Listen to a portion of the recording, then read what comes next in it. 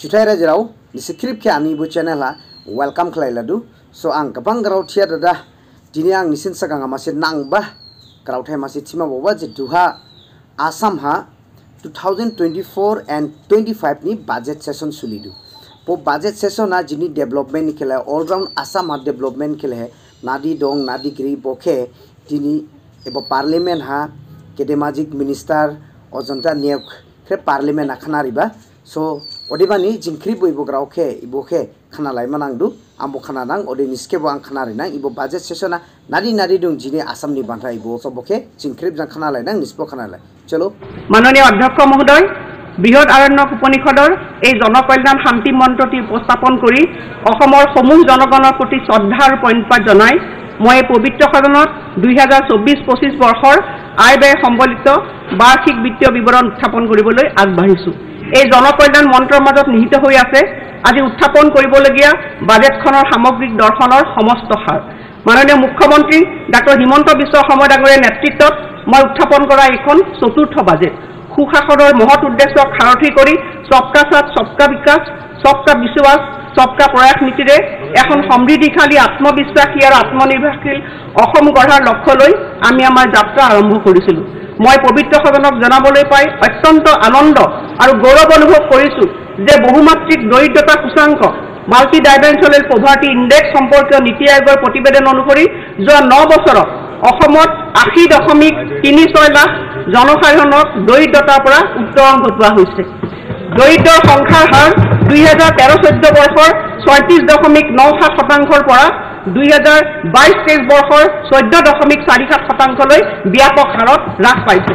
এই ইতিহাসক বাৰ্তা উল্লেখেৰে ভাৰতৰ মাননীয় প্ৰধানমন্ত্ৰী শ্ৰী নৰেন্দ্ৰ মোদী ডাঙৰীয়াক 72 সংখ্যক স্বাধীনতা দিৱসত দেশৰ জনসাধাৰণৰ চেতনালৈ অমৃতকালৰ ধাৰাটো সঞ্চাৰ কৰাৰ বাবে মই তেখেতক ধন্যবাদ জনাইছোঁ।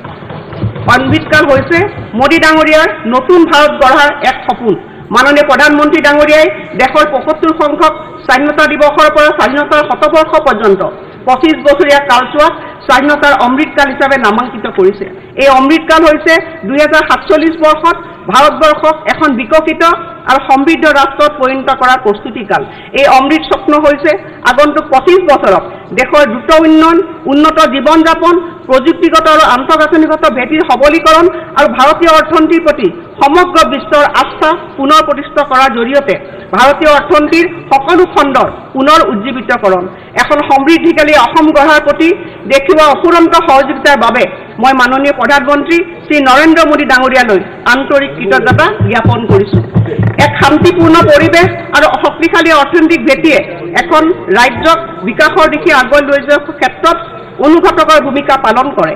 এই শান্তিপূৰ্ণ বাতাবৰণ দীৰ্ঘস্থায়ী কৰাৰ ক্ষেত্ৰত মাননীয় কেন্দ্ৰীয় গৃহমন্ত্ৰী শ্ৰী অমৃত শ্বাহ ডাঙৰীয়াই আগবঢ়োৱা অকুণ্ঠ সহায় সহযোগিতাৰ বাবেও মই তেখেতক আন্তৰিক ধন্যবাদ জ্ঞাপন কৰিছোঁ।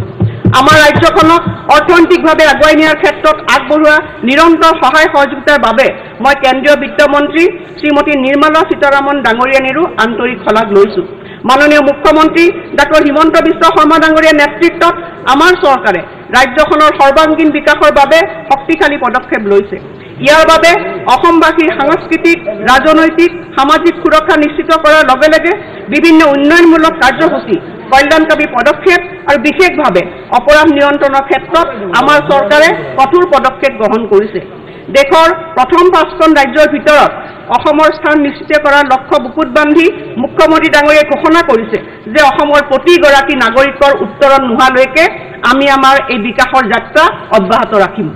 মাননীয় মুখ্যমন্ত্ৰী ডাঙৰীয়াই বিৰামহীন গতিৰে ৰাজ্যখনক উজ্জীৱিত কৰিবলৈ সৰ্বোচ্চপ্ৰকাৰে যি প্ৰচেষ্টা গ্ৰহণ কৰিছে এই প্ৰচেষ্টাৰ বাবে তেখেতক আন্তৰিক শুভকামনা আৰু ধন্যবাদ জ্ঞাপন কৰিছোঁ। যোৱা প্ৰায় 3 বছৰত ৰাজ্য প্ৰশাসনৰ যি অভিজ্ঞতা আৰু অনুভৱ আমি সঞ্চয় কৰিলোঁ সেই অভিজ্ঞতা আছিল অত্যন্ত প্ৰেৰণাদায়ক। এই অভিজ্ঞতাসমূহে ৰাজ্যখনৰ সামগ্ৰিক বিকাশ আৰু প্ৰগতিৰ অৰ্থে অধিক আত্মবিশ্বাসেৰে আগুৱাই যোৱাৰ বাবে আমাক সাহস যোগাইছে। আমি দেখিছোঁ যে জন অংশীদাৰিত্বৰে সমৃদ্ধ আৰু অধিক শক্তিমান হৈ অসম চৰকাৰ আৰু ৰাজ্যখনৰ জনসাধাৰণে আজি তীব্ৰ গতিৰে বিকাশৰ দিশে ধাৱমান হৈছে। সমাজৰ প্ৰতিটো স্তৰৰ এনে সৰ্বাত্মক জন অংশীদাৰিত্বই হৈছে আমাৰ চৰকাৰৰ কাম কৰাৰ অফুৰন্ত প্ৰেৰণাৰ উৎস। অসমৰ বিকাশৰ এই যাত্ৰাত আমাৰ চৰকাৰৰ মূল মন্ত্ৰ হৈছে আত্মনিৰ্ভৰ অসম।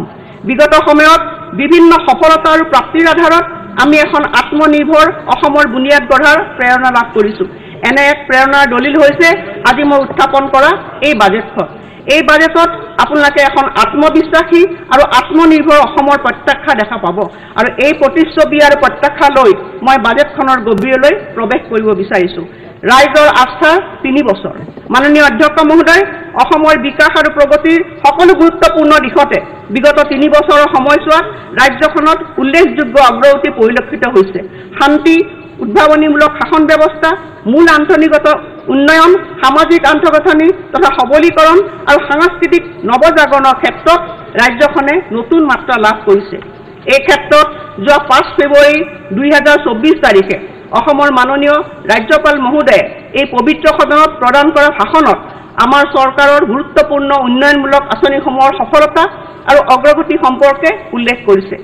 অৰ্থনৈতিক দৃষ্টিভংগী 2020 বৰ্ষৰ কোভিড-19 মহামাৰীৰ নেতিবাচক প্ৰভাৱ সত্ত্বেও পৰৱৰ্তী সময়ত ভাৰতৰ অৰ্থনীতিয়ে ক্ৰমান্বয়ে বিকাশৰ দিশত আগবাঢ়িছে আৰু 2023 বৰ্ষত দেশৰ অৰ্থনীতিয়ে মুঠ ঘৰুৱা উৎপাদন 3.7 ট্ৰিলিয়ন আমেৰিকান ডলাৰৰ সীমা স্পৰ্শ কৰিছে।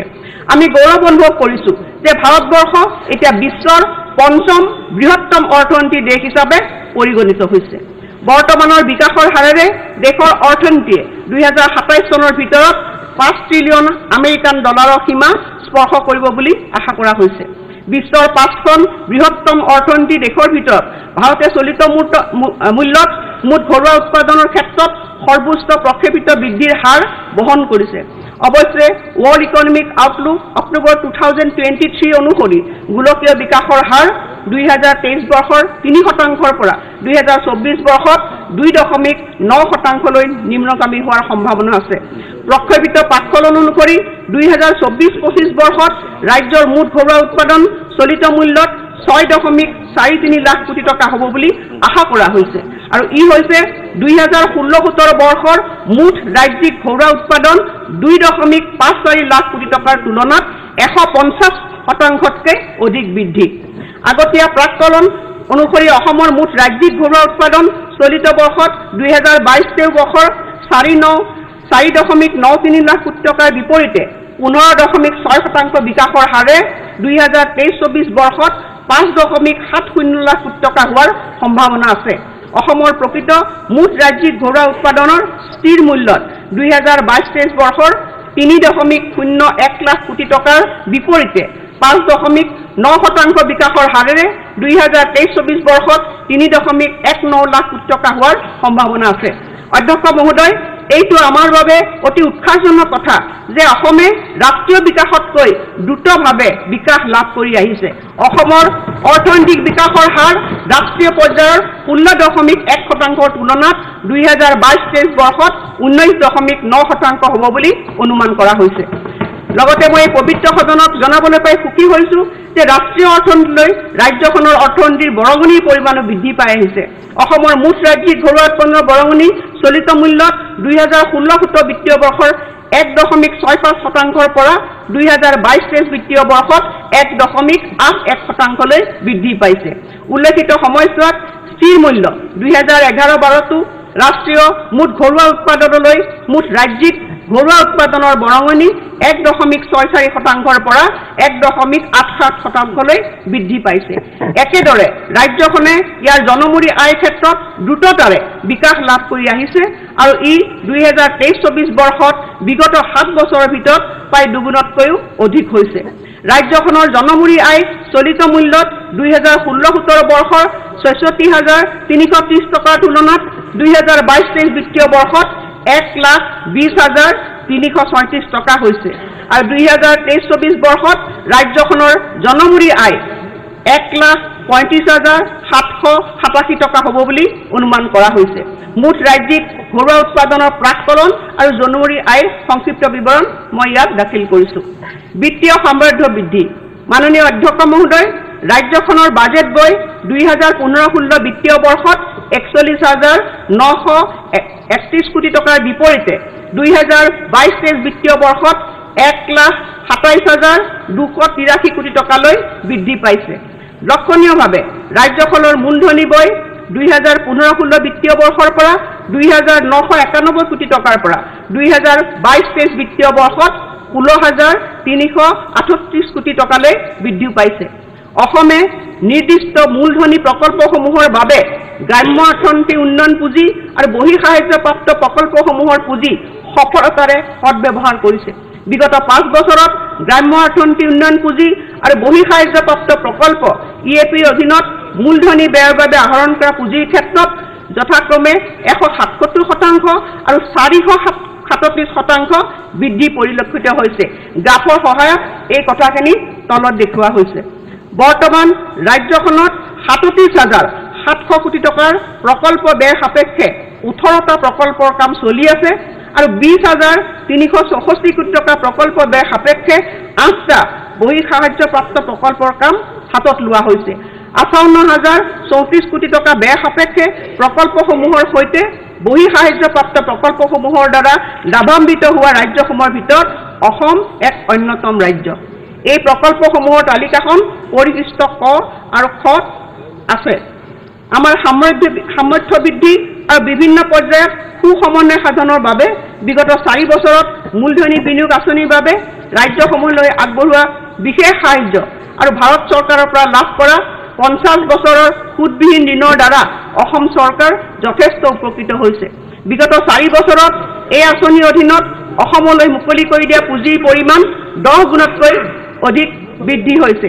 আমি অসমে প্ৰায় 10,006 কোটি টকা পাবলৈ সক্ষম হৈছোঁ। লোক নিৰ্মাণ বিভাগৰ বাজেটৰ অধীনত শিক্ষা, নিৰ্মাণ, স্বাস্থ্য, গৃহ বিভাগ আৰু পথৰ বাবে গোলকীয় শিতান গ্লোবেল হেড গঠনৰ পৰিপ্ৰেক্ষিতত অসমত মূলধনী ব্যয়ৰ ক্ষেত্ৰত অভূতপূৰ্ব বৃদ্ধি পৰিলক্ষিত হৈছে আৰু এই ব্যৱস্থাই প্ৰকল্পসমূহৰ বাবে পৰ্যাপ্ত বাজেটৰ উপলব্ধতা আৰু পুঁজিৰ আগতীয়া অনুমোদন মুকলি কৰি দিয়াটো সুনিশ্চিত কৰিছে।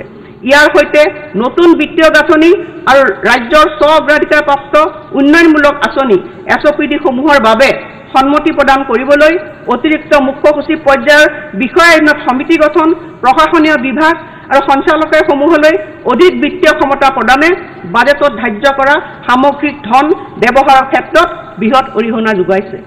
ইয়াৰ লগতে ক্ৰয় সংস্কাৰসমূহে চৰকাৰী ব্যয়ৰ মান উন্নত কৰিছে। ই ক্ৰয় ব্যৱস্থাৰ অধীনত প্ৰকাশিত নিবিদাৰ মূল্য 2017-18 বিত্তীয় বৰ্ষৰ 9,100 কোটি টকাৰ পৰা 2022-23 বিত্তীয় বৰ্ষত 41,800 কোটি টকালৈ বৃদ্ধি পাইছে। চৰকাৰে ই-মাৰ্কেট ব্যৱস্থাৰে হোৱা ক্ৰয় 2020-21 বিত্তীয় বৰ্ষৰ 174 কোটি টকাৰ পৰা 2023-24 বিত্তীয় বৰ্ষৰ জানুৱাৰীলৈ 1,532 কোটি টকাতকৈ অধিক বৃদ্ধি হৈছে। আন এক উল্লেখযোগ্য সাফল্য হৈছে প্ৰত্যক্ষ লাভালাভ হস্তান্তৰ আঁচনি ব্যৱস্থাৰ জৰিয়তে ডিজিটেল আন্তঃগাঁথনিৰ প্ৰৱৰ্তন। প্ৰত্যক্ষ লাভালাভ হস্তান্তৰ আঁচনি হৈছে এক উচ্চমানৰ ডিজিটেল মঞ্চ যাক প্লাগ এণ্ড প্লে ধৰণত এই আঁচনিসমূহ ৰূপায়ণ কৰিবলৈ তৈয়াৰ কৰা হৈছে। আজি যিকোনো বিভাগে প্ৰত্যক্ষ লাভালাভ হস্তান্তৰ আঁচনিসমূহ সহজে আৰম্ভ কৰি ৰূপায়ণ কৰিব পাৰে, যাৰ ফলত এই আঁচনিসমূহৰ প্ৰশাসনিক ব্যয় বহু পৰিমাণে হ্ৰাস পাব আৰু এই আঁচনিসমূহৰ সম্পূৰ্ণ ডিজিটেলকৰণ সুনিশ্চিত হ'ব। অৰুণোদয় আঁচনিখন এই ডিজিটেল মঞ্চৰ অধীনলৈ অনাৰ পিছত 1,65,000 হিতাধিকাৰীৰ নাম কৰ্তন কৰা হৈছে আৰু ইয়াৰ ফলত পৰীক্ষণৰ সময় তথা সাহায্য প্ৰদানৰ সময়ও বহুলাংশে হ্ৰাস পাইছে। এই বৰ্ষটো আমি এখন বাস্তৱসন্মত বাজেট প্ৰস্তুত কৰাৰ ওপৰত গুৰুত্ব প্ৰদান কৰিছোঁ, যিখন বাজেটে এহাতে ৰাজ্যৰ নাগৰিকসকলৰ প্ৰকৃত আশা আকাংক্ষা পূৰণ কৰিব পাৰে আৰু আনহাতে মুদ্ৰাস্ফীতি এৰাই চলিব পাৰে। সকলো বিভাগে যাতে বাজেটত আবণ্টিত ধন সম্পূৰ্ণৰূপে ব্যৱহাৰ কৰিব পাৰে, সেয়া হৈছে আমাৰ প্ৰয়াস। এই বাস্তৱসন্মত বাজেটখনৰ আন এক বৈশিষ্ট্য হ'ল অনাগত বছৰসমূহত কিছু সংখ্যক সংস্কাৰমূলক ব্যৱস্থাৰ জৰিয়তে ৰাজ্যৰ নিজা উৎসৰ পৰা লাভ কৰা ৰাজহৰ পৰিমাণ বৃদ্ধিত অধিক গুৰুত্ব প্ৰদান কৰা। এই ইতিবাচক অৰ্থনৈতিক দৃষ্টিভংগীৰে বৰ্তমানে চলি থকা ধৈৰ্যবাহী আঁচনিসমূহৰ একত্ৰীকৰণ আৰু উন্নতীকৰণৰ উপৰিও বৰ্তমানৰ বাজেটত অষ্টাদশ মুকুতাৰ উন্নয়নী মালাৰ অধীনত কিছুমান নতুন উদ্ভাৱনীমূলক ধৈৰ্যবাহী আঁচনি ঘোষণা কৰিবলৈ পাই মই আনন্দিত হৈছোঁ। ধৈৰ্যবাহী আঁচনিসমূহ মাননীয় অধ্যক্ষ মহোদয় ভাগৱত গীতাৰ 18টা অধ্যায়ৰ দ্বাৰা অনুপ্ৰাণিত হৈ 2017-18 বৰ্ষত তেতিয়াৰ মাননীয় মুখ্যমন্ত্ৰী আৰু বৰ্তমান আমাৰ শ্ৰদ্ধাৰ মুখ্যমন্ত্ৰী ডক্টৰ হিমন্ত বিশ্ব শৰ্মা ডাঙৰীয়াই অষ্টাদশ মুক্তাৰ উন্নয়নী মালাৰ ধাৰণাটো উদ্যাপন কৰিছিল আৰু এই 18খন আঁচনি স্বাভাৱিকতে গতিশীল আমাৰ সমাজৰ পৰিৱৰ্তিত আৱশ্যকতা অনুসৰি কেতবোৰ সম্পূৰ্ণৰূপে নতুন তথা উদ্ভাৱনীমূলক আৰু কেতবোৰ আঁচনি উন্নীত কৰি সন্নিৱিষ্ট কৰা হৈছে প্ৰথমে হ'ল মুখ্যমন্ত্ৰী নিযুত মইনা 10 লাখ ছাত্ৰীক এক নিযুত মইনা নামভৰ্তিৰ ক্ষেত্ৰত উদগনি হিচাপে বিত্তীয় অনুদান আগবঢ়োৱা হ'ব যাতে তেওঁলোকে উচ্চতৰ মাধ্যমিক স্নাতক আৰু স্নাতকোত্তৰ পৰ্যায়লৈ অধ্যয়ন অব্যাহত ৰাখিব পাৰে এই পদক্ষেপে বাল্য বিবাহ ৰোধ কৰাৰ ক্ষেত্ৰত চৰকাৰে গ্ৰহণ কৰা অভিযানক সবল কৰি তুলিব শাস্তিমূলক আৰু নিয়ন্ত্ৰণমূলক ব্যৱস্থা গ্ৰহণ কৰাৰ উপৰি এগৰাকী কন্যাই কেতিয়া বিবাহ বহিব সেইটো সিদ্ধান্ত ল'বলৈ তেওঁক আমি সক্ষম কৰি তুলিব লাগিব যদি 10 লাখ কন্যাক স্নাতক আৰু স্নাতকোত্তৰ শ্ৰেণীলৈ অধ্যয়ন কৰিবলৈ উৎসাহ যোগাব পৰা যায় তেতিয়া প্ৰৱেশিকা পৰীক্ষাত উত্তীৰ্ণ হোৱাৰ পিছত শিক্ষা লাভ কৰা শিক্ষিত যুৱক যুৱতীৰ হাৰ বৃদ্ধি কৰিব পৰা যাব যিকোনো চৰকাৰী মহাবিদ্যালয় শিক্ষানুষ্ঠানত অধ্যয়ন কৰি থকা ছাত্ৰীসকলে এই সুবিধা লাভৰ বাবে যোগ্য বিবেচিত হ'ব আৰু দ্বিতীয়তে বিবাহ পাশত আবদ্ধ হোৱা ছোৱালী এই সুবিধাৰ বাবে যোগ্য বিবেচিত নহ'ব একাদশ শ্ৰেণীত নামভৰ্তি কৰা প্ৰতিগৰাকী ছাত্ৰীলৈ 10,000 টকা নামভৰ্তিৰ উদগনিমূলক ধন হিচাপে প্ৰদান কৰা হ'ব একেদৰে স্নাতক পাঠ্যক্ৰমৰ প্ৰথম বৰ্ষত নামভৰ্তি কৰা ছাত্ৰীসকললৈ গাইপতি 12,500 টকাকৈ প্ৰদান কৰা হ'ব স্নাতকোত্তৰ পাঠ্যক্ৰমৰ প্ৰথম বৰ্ষত নামভৰ্তি কৰা প্ৰতিগৰাকী ছাত্ৰীয়ে 15,000 টকা নামভৰ্তিৰ উদগনিমূলক ধন হিচাপে লাভ কৰিব নিয়ম অনুসৰি বিনামূলীয়া নামভৰ্তি স্কুটি প্ৰদান ইত্যাদি লেখিয়া বৰ্তমানে প্ৰদান কৰি থকা সুবিধাসমূহৰ উপৰঞ্চি হিচাপে এই সুবিধা প্ৰদান কৰা হ'ব মই বাজেটত এই আঁচনিৰ বাবে 240 কোটি টকা ধাৰ্য কৰাৰ প্ৰস্তাৱ দিছোঁ মাননীয় অধ্যক্ষ মহোদয় মুখ্যমন্ত্ৰীৰ মহিলা উদ্যমিতা অভিযান মুখ্যমন্ত্ৰীৰ মহিলা উদ্যমিতা অভিযান হৈছে এক অভিলাষী অভিযান যাৰ লক্ষ্য হৈছে আমাৰ মহিলাসকলক উদ্যোগী হিচাপে গঢ়ি তোলা এই অভিযানৰ দুটাৰ উদ্দেশ্য হৈছে অমৃতকালত আমাৰ মহিলা উদ্যোগীসকলৰ আয় বৃদ্ধি কৰা আৰু তেওঁলোকক ব্যৱসায়িকভাৱে সফল কৰা সমগ্ৰ ৰাজ্যখনতে কেতবোৰ চৰ্ত সাপেক্ষে আমি গ্ৰামাঞ্চলৰ আত্মসহায়ক গোটসমূহৰ প্ৰায় 39,67,743 গৰাকী মহিলা সদস্যলৈ গাইপতি 10,000 টকাকৈ উদ্যমিতা পুঁজি আমি প্ৰদান কৰিম তেওঁলোকে এই সুবিধা লাভ কৰাৰ পিছত আমি এনে প্ৰতিগৰাকী হিতাধিকাৰীৰ বাবে ন্যূনতম 25,000 টকাকৈ বেংক ঋণ আগবঢ়াবলৈ প্ৰতিশ্ৰুতিবদ্ধ তদুপৰি এই ঋণৰ ধন তেওঁলোকে সদ্ব্যৱহাৰ কৰি সময়মতে পৰিশোধ কৰিলে এনে প্ৰতিগৰাকী হিতাধিকাৰীলৈ 12,500 টকাৰ মূলধনী সাহায্য প্ৰদান কৰা হ'ব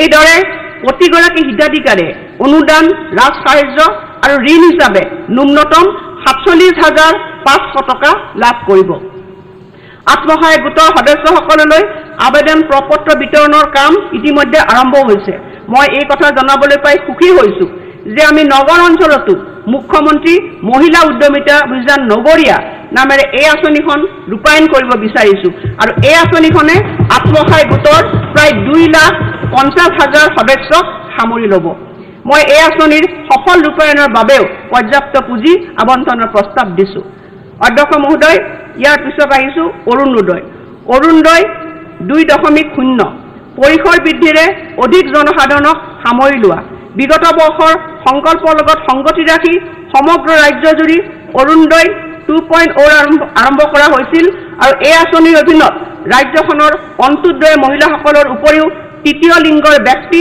আৰু দিব্যাংগজনে লাভালাভ পোৱাটো নিশ্চিত কৰা হৈছিল আজি অৰুণোদয় আঁচনিখনে 52 সদস্য থকা পৰিয়ালসমূহক সামৰি লোৱাৰ উপৰিও চেৰিবেল পালসি থেলাছেমিয়া হেমোফিলিয়া কুষ্ঠ বা অটিজম স্পেক্ট্ৰাম ডিজৰ্ডাৰত ভুগি থকা সদস্যৰ পৰিয়ালসমূহকো সামৰি লৈছে আজি 27 লাখৰো অধিক হিতাধি সামৰি আঁচনিখনৰ পৰিসৰ বৃদ্ধি কৰা হৈছে হিতাধিকাৰীসকলে প্ৰতি মাহৰ 10 তাৰিখে 1250 টকাকৈ নিজৰ বেংক একাউণ্টত প্ৰত্যক্ষভাৱে লাভ কৰি আহিছে অধ্যক্ষ মহোদয়, আজি মই এই কথা জনাবলৈ পাই সুখী হৈছোঁ যে এই আঁচনিৰ অধীনত এই বৰ্ষত আমাৰ চৰকাৰে প্ৰায় 2.5 লাখ অতিৰিক্ত হিতাধিকাৰীক সামৰি লোৱাৰ সিদ্ধান্ত লৈছে।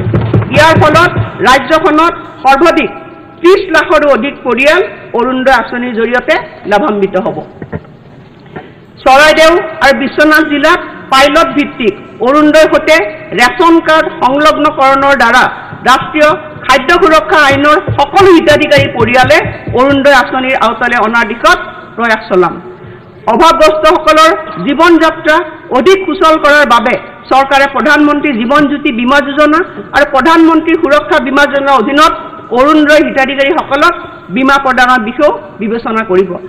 মই এই আঁচনিৰ বাবে বাজেটত 3,800 কোটি টকা ধাৰ্য কৰিছোঁ।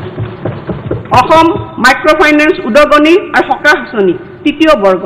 মই এই পবিত্ৰ সদনত জনাবলৈ পাই সুখী হৈছোঁ যে আমাৰ প্ৰতিশ্ৰুতি অনুসৰি অসম মাইক্ৰ' ফাইনেন্স উদগনি আৰু সকাহ আঁচনিৰ প্ৰথম পৰ্যায়ত প্ৰথম, দ্বিতীয় আৰু তৃতীয় শ্ৰেণীত প্ৰায় 12 লাখ ঋণ গ্ৰহণকাৰীয়ে মুঠ 2,081 কোটি টকাৰ আৰ্থিক সাহায্য লাভ কৰিছে।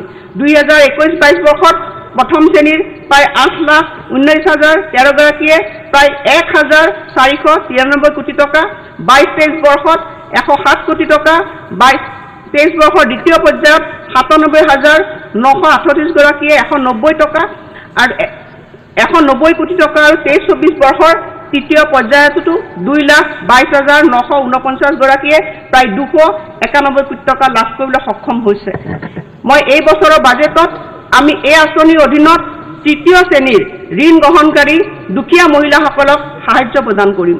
2021 বৰ্ষৰ 31 মাৰ্চলৈ যিসকলৰ account non performing asset NPL পৰিণত হৈছে আৰু 25,001 টকাৰ পৰা 50,000 টকা পৰ্যন্ত মূলধন আদায় দিবলৈ বাকী আছে, তেনে মহিলাক এনে সাহায্য প্ৰদান কৰা হ'ব।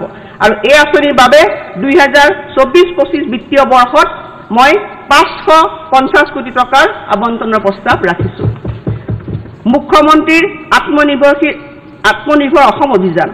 মহোদয়, বিগত বৰ্ষত এখন ধৈৰ্যবাহী আঁচনি হিচাপে মুখ্যমন্ত্ৰী স্বনিয়োজন অভিযানৰ বিষয়ে মই ঘোষণা কৰিছিলোঁ।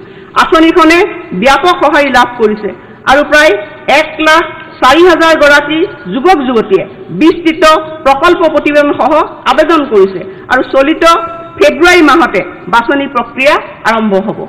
ক্ষুদ্ৰ উদ্যোগীসকলে চৰকাৰী অনুদান আৰু সুদবিহীন চৰকাৰী ঋণ সংযুক্তকৰণেৰে কিস্তি আকাৰে 2 লাখ আৰু 5 লাখ টকা লাভ কৰিব।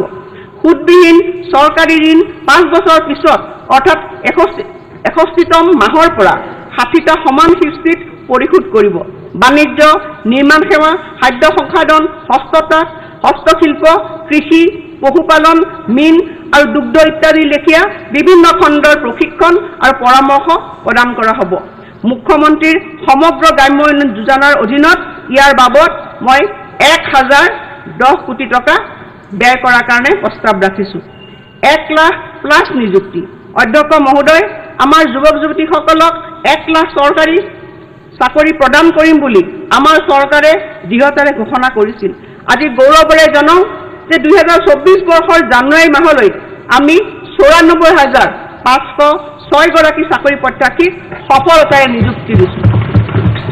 বিতং তথ্য অধ্যক্ষ মহোদয় মই সদনত দাখিল কৰিছোঁ আৰু বিভাগ ভিত্তিক বিৱৰণ 2022, 23 আৰু 24 ইয়াত দাখিল কৰা হৈছে। মহাশয়, ইয়াৰ উপৰিও 35,910টা পদৰ বাবে ইতিমধ্যে বিজ্ঞাপন প্ৰকাশ কৰা হৈছে আৰু ইয়াৰ জৰিয়তে মুঠ 1,30,416টা চৰকাৰী চাকৰিৰ সুবিধা সৃষ্টি কৰা হৈছে। আপোনালোক সকলোৱে এই কথাত নিশ্চিত সহমত প্ৰকাশ কৰিব যে সম্ভৱপৰ কম সময়ৰ ভিতৰতে প্ৰথমবাৰৰ বাবে এনেকুৱা এক অভিলেখ পৰ্যায়ৰ নিযুক্তি প্ৰক্ৰিয়া সম্পন্ন হৈছে। এই নিযুক্তি প্ৰক্ৰিয়াৰ জৰিয়তে সৰ্বাধিক সংখ্যক পৰিয়ালক সামৰি লৈ আমি সামাজিক সমতা সম্ভৱ কৰিব বিচাৰিছোঁ। চৰকাৰী নিযুক্তিত সামাজিক সমতা। অধ্যক্ষ মহোদয়, আমি প্ৰায়ে লক্ষ্য কৰোঁ যে এটা পৰিয়ালত কেইবাজনো চৰকাৰী চাকৰিয়াল থকাৰ বিপৰীতে কিছুমান পৰিয়ালত এজনো চৰকাৰী চাকৰিয়াল নাই।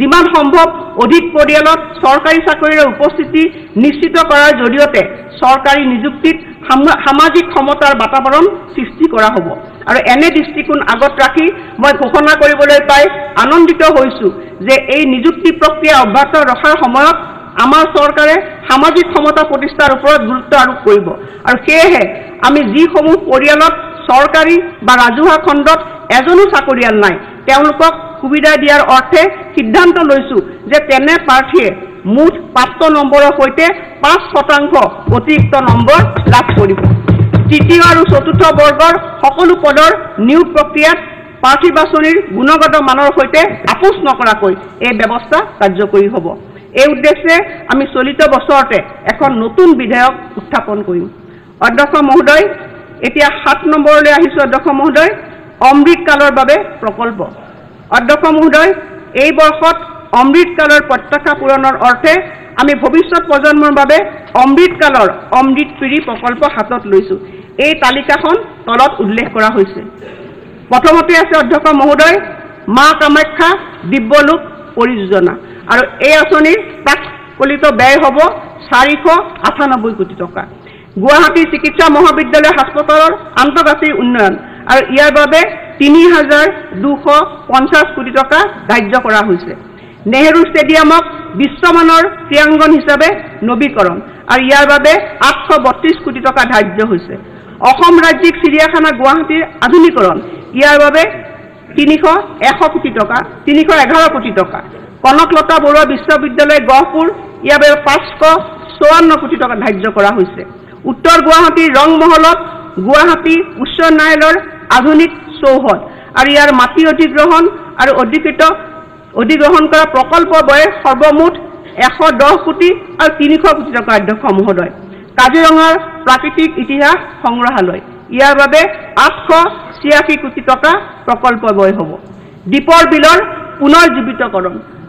বিলৰ পুনৰ্জীৱিতকৰণৰ কাৰণে অধ্যক্ষ মহোদয় মই 100 কোটি টকা ধাৰ্য কৰিছোঁ মা কামাখ্যা দিব্যলোক পৰিযোজনাৰ বাহিৰে আন সকলো প্ৰকল্প ৰাজ্য চৰকাৰৰ স্বগ্ৰাধিকাৰ উন্নয়ন এছপিডি আঁচনিৰ অধীনত ৰূপায়ণ কৰা হ'ব এই সকলো অমৃতকাল প্ৰকল্প 3 বছৰৰ ভিতৰত সম্পূৰ্ণ কৰা হ'ব আৰু চলিত বৰ্ষতে ইয়াৰ বাবে পৰ্যাপ্ত বাজেট মঞ্জুৰি প্ৰদান কৰা হ'ব বিকাশ কৰিডৰ সৃষ্টি মহোদয় মই এই কথা ঘোষণা কৰিবলৈ পাই আনন্দিত হৈছোঁ যে সকলোবোৰ পথ প্ৰকল্পৰ সময় সাপেক্ষ ৰূপায়ণৰ ফলশ্ৰুতিত অসমৰ লোক নিৰ্মাণ বিভাগৰ পথৰ দৈৰ্ঘ্যই 50,000 কিলোমিটাৰ অতিক্ৰম কৰিছে বিগত 2 বছৰত আমি প্ৰতিদিনে গড় হিচাপত 12 কিলোমিটাৰ পথ নিৰ্মাণ কৰিবৰ কাৰণে সক্ষম হৈছোঁ উল্লেখযোগ্য যে 2014 চনৰ পৰা অসমৰ সমগ্ৰ পথ দৈৰ্ঘ্য দুগুণলৈ বৃদ্ধি হৈছে উন্নত মানৰ যোগাযোগ ব্যৱস্থাৰ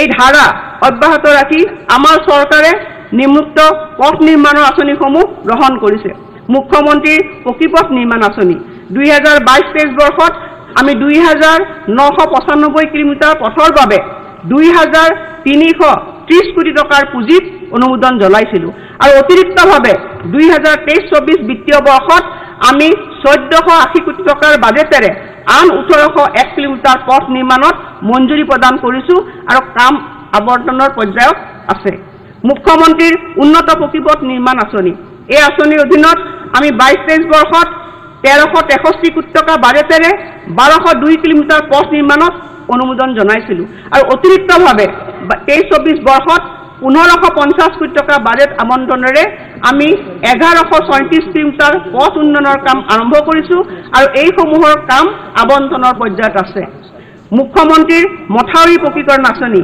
ইয়াৰ অধীনত 529 কোটি টকা ব্যয়েৰে 328 কিলোমিটাৰ পথৰ কামত মঞ্জুৰি প্ৰদান কৰা হৈছে আৰু এই কামে অগ্ৰগতি লাভ কৰিছে মুখ্যমন্ত্ৰীৰ পথ নৱীকৰণ আঁচনি এই আঁচনিৰ অধীনত 370 কোটি টকা ব্যয়েৰে 1848 কিলোমিটাৰ দৈৰ্ঘ্যৰ পথত অনুমোদন জনোৱা হৈছে আৰু ইয়াৰ কাম চলি আছে তদুপৰি 339 কোটি টকা ব্যয়েৰে 1707 কিলোমিটাৰ দৈৰ্ঘ্যৰ পথ নিৰ্মাণৰ কাম হাতত লোৱা হৈছে আৰু ইয়াৰ বাবে কাম আবণ্টনৰ প্ৰক্ৰিয়া চলি আছে আৰু চলিত বৰ্ষতো আমি এই আঁচনিখন অব্যাহত ৰাখিম অধ্যক্ষ মহোদয় অসম মালা 2.0 অসম মালাৰ অধীনৰ প্ৰকল্পসমূহৰ সফল ৰূপায়ণত উদ্বুদ্ধ হৈ অসম মালা 2.0 অধীনত 1000 কিলোমিটাৰ দৈৰ্ঘ্যৰ পথ সামৰি পথ সংযোগৰ পৰৱৰ্তী পৰ্যায়ৰ কাম আৰম্ভ কৰা হৈছে আৰু অসম মহিলা 2.0 মূল লক্ষ্য হ'ল বৰ্তমানে থকা ৰাষ্ট্ৰীয় ঘাইপথ আৰু গ্ৰাম্য পথসমূহৰ মাজত সংযোগী পথ স্থাপন কৰা আৰু ইয়াৰ অধীনত 28খন জিলাৰ 38খন দলং সামৰি লোৱা অসম ৰোড নেটৱৰ্ক মাষ্টাৰ প্লেনৰ ওপৰত ভিত্তি কৰি 43টা অগ্ৰাধিকাৰপ্ৰাপ্ত পথ চিনাক্ত কৰা হৈছে 2024 চনৰ মাৰ্চ মাহত অসম মালা 2.0 ৰূপায়ণৰ কাম আৰম্ভ হ'ব এই প্ৰকল্পৰ ব্যয় হ'ব প্ৰায় 3500 কোটি টকা এই প্ৰকল্পসমূহৰ পথৰ তালিকা পৰিকৃষ্ট গত উল্লেখ কৰা হৈছে তদুপৰি ৰূপায়ণৰ বিভিন্ন পৰ্যায়ত থকা নিম্নলিখিত অভিলাষী প্ৰকল্পসমূহৰ বিষয়ে উল্লেখ কৰিবলৈ পাই মই অতি আনন্দ অনুভৱ কৰিছো এই পথসমূহৰ বিৱৰণী মই ইয়াত দাখিল কৰিছো আৰু সম্পূৰ্ণ হোৱা কেইখনমান আঁচনিৰো বিৱৰণী মই ইয়াত দাখিল কৰিছো আৰু অসম মালাৰ অধীনত ৰূপায়ণ হৈ থকা প্ৰধান আঁচনিসমূহৰ তালিকাও মই ইয়াত দাখিল কৰিছো অধ্যক্ষ মহোদয় ইয়াৰ পিছত আহিছো মুখ্যমন্ত্ৰী আৱাস যোজনা গ্ৰামীণ সকলোৰে বাবে গৃহ কাৰ্যসূচীৰ লক্ষ্য অনুসৰি 2023-24 বিত্তীয় বৰ্ষত আমি মুখ্যমন্ত্ৰী আৱাস যোজনা গ্ৰামীণ ঘোষণা কৰিছিলো আৰু ইয়ে 1.30 লাখ টকাৰ সাহায্যৰে প্ৰথম পৰ্যায়ত 1,30,000টা অতিৰিক্ত গৃহ নিৰ্মাণৰ পথ প্ৰশস্ত কৰিব এই বৰ্ষত আৰু এখোজ আগুৱাই এই গৃহসমূহৰ 10% অৰ্থাৎ 13,000 গৃহ চাহ জনগোষ্ঠীৰ সম্প্ৰদায়ৰ যোগ্য হিতাধিকাৰীক প্ৰদান কৰা হ'ব তদুপৰি পূৰ্বৰ বাদ পৰি যোৱা যোগ্য হিতাধিকাৰীসকলক সামৰি লোৱাৰ পদক্ষেপ হিচাপে 13,000 গৃহ 10% হিতাধিকাৰী পূৰ্বৰ আৰ্থসামাজিক আৰু জাতিগত পিয়ল আৰু অতিৰিক্ত তালিকাৰ পৰা বাদ পৰি যোৱা অতি দৰিদ্ৰ হিতাধিকাৰীসকলৰ বাবে আবণ্টন দিয়া হ'ব আৰু এয়া স্থায়ী অপেক্ষাৰ তালিকাত অন্তৰ্ভুক্ত নোহোৱা লোকৰ বাবে উপলব্ধ হ'ব অধ্যক্ষ মহোদয় মাননীয় প্ৰধানমন্ত্ৰী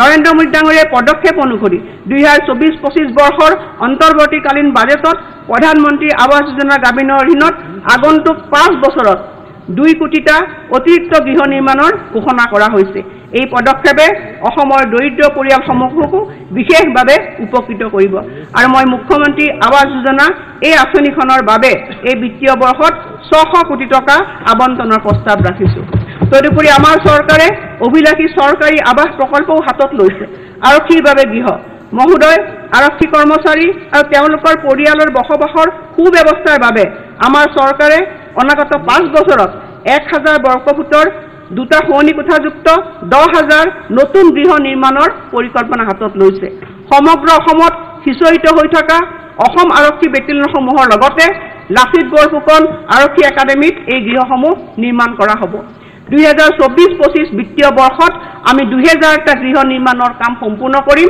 আৰু এই উদ্দেশ্যে মই 150 কোটি টকা এই বাজেটত ধাৰ্য কৰিছো সাফাই কৰ্মচাৰীসকলৰ বাবে গৃহ পৌৰসভা আৰু নগৰ সমিতি অঞ্চলসমূহত পৰ্যায়ক্ৰমে সাফাই কৰ্মচাৰীসকলক গৃহ প্ৰদান কৰাৰ বাবে এখন আঁচনি ঘোষণা কৰিবলৈ পাই মই নথৈ আনন্দিত হৈছো য'ত ষ্ট্ৰীট লাইট পানী যোগান উদ্যান সমূহীয়া কেন্দ্ৰৰ দৰে অত্যাৱশ্যকীয় সা সুবিধাসমূহ থাকিব চলিত বৰ্ষত সমগ্ৰ ৰাজ্যখনতে প্ৰথম পৰ্যায়ত 250টা গৃহ নিৰ্মাণৰ বাবে মই 37 কোটি 50 লাখ টকা ধাৰ্য কৰিছো অধ্যক্ষ মহোদয় ইয়াৰ পিছতে গুৰুত্বপূৰ্ণ আঁচনিৰ বিষয়ে আহিছো বানপানীৰ দিশ সলনিৰ বাবে ব্ৰহ্মপুত্ৰৰ সৈতে জলাশয়সমূহৰ সংলগ্নকৰণৰ উদ্ভাৱনমূলক পদক্ষেপ জলবায়ু স্পৰ্শকাতৰতা সূচাংক অনুসৰি জলবায়ু ক্ষেত্ৰত অসম আটাইতকৈ স্পৰ্শকাতৰ ৰাজ্য আৰু জলবায়ু পৰিৱৰ্তনজনিত প্ৰতিকূল বতৰৰ বাবে প্ৰতি বছৰে আমাৰ যথেষ্ট ধন হানি হয় ই আমাৰ গাঁও আৰু চহৰ উভয়ৰে বাসিন্দাসকলক সমানে ক্ষতিগ্ৰস্ত কৰে মথাউৰি নিৰ্মাণৰ দৰে পৰম্পৰাগত বান প্ৰতিৰোধ ব্যৱস্থাৰ আওতাৰ বাহিৰলৈ গৈ এক সৰ্বাংগীন আৰু সংহত জলসম্পদ পৰিচালনা ব্যৱস্থাৰ জৰিয়তে বানপানীজনিত দুৰ্যোগৰ মোকাবিলা কৰাৰ বাবে আমাৰ চৰকাৰ ৰাজ্যবাসীৰ ওচৰত দায়বদ্ধ এই উদ্দেশ্য আগত ৰাখি আমি শেহতীয়া বিজ্ঞানসন্মত তথ্য আৰু অধ্যয়নেৰে নতুন পদক্ষেপ গ্ৰহণ কৰিছো বানপানী অন্যফালে বুৱাই নিয়াৰ বাবে উপযুক্ত জলাশয় আৰ্দ্ৰভূমি চিনাক্তকৰণৰ অৰ্থে আমি উত্তৰ পূব মহাকাশ প্ৰয়োগ কেন্দ্ৰৰ জৰিয়তে জৰীপ চলাইছিলো ইয়াৰ জৰিয়তে সৰ্বমুঠ 271টা জলাশয় হ্ৰদ য'ত 10 হেক্টৰতকৈ বিস্তৃত পানী আছে বানপানী অন্যফালে বুৱাই নিয়াৰ বাবে উপযুক্ত বিবেচিত হৈছে উপযুক্ত বৈজ্ঞানিক তথ্যৰ গৱেষণাৰ ভিত্তিত কেতবোৰ নতুন ব্যৱস্থাৰ প্ৰয়োগেৰে প্ৰথম পৰ্যায়ত জল ধাৰণ ক্ষমতা অতিৰিক্ত 220 লাখ কিউবিক মিটাৰলৈ বৃদ্ধি কৰাৰ জৰিয়তে কেইটামান বৃহৎ আকাৰৰ জলাশয় পুনৰ্জীৱিতকৰণ আৰু পুনৰুদ্ধাৰ কৰাৰ বাবে চিনাক্ত কৰা হৈছে। উত্তৰ পূব মহাকাশ প্ৰয়োগ কেন্দ্ৰ নেছেকে বানপানী সৃষ্টি কৰা নদীসমূহৰ জলবিজ্ঞান বিশ্লেষণ কৰিছিল। এই অধ্যয়নটোত এইটোৱে লক্ষ্য কৰা হৈছিল যে বানপানীয়ে পথ সলনিৰে কিছু সংখ্যক নদীৰ বানৰ অধিকৰ সময়ত ইয়াৰ জলৰাশি 20% পৰা 80%লৈ হ্ৰাস কৰিব পাৰে। এই পদক্ষেপে পৰ্যটন ক্ষেত্ৰখনক উল্লেখযোগ্যভাৱে সহায় কৰাৰ লগতে ভূভাগৰ নিম্নগামী জলপৃষ্ঠক ওপৰলৈ অনাত আৰু দুৰ্বল জল পৰিৱেশ তন্ত্ৰৰ পুনৰ উদ্ধাৰ কৰাত সহায় কৰিব।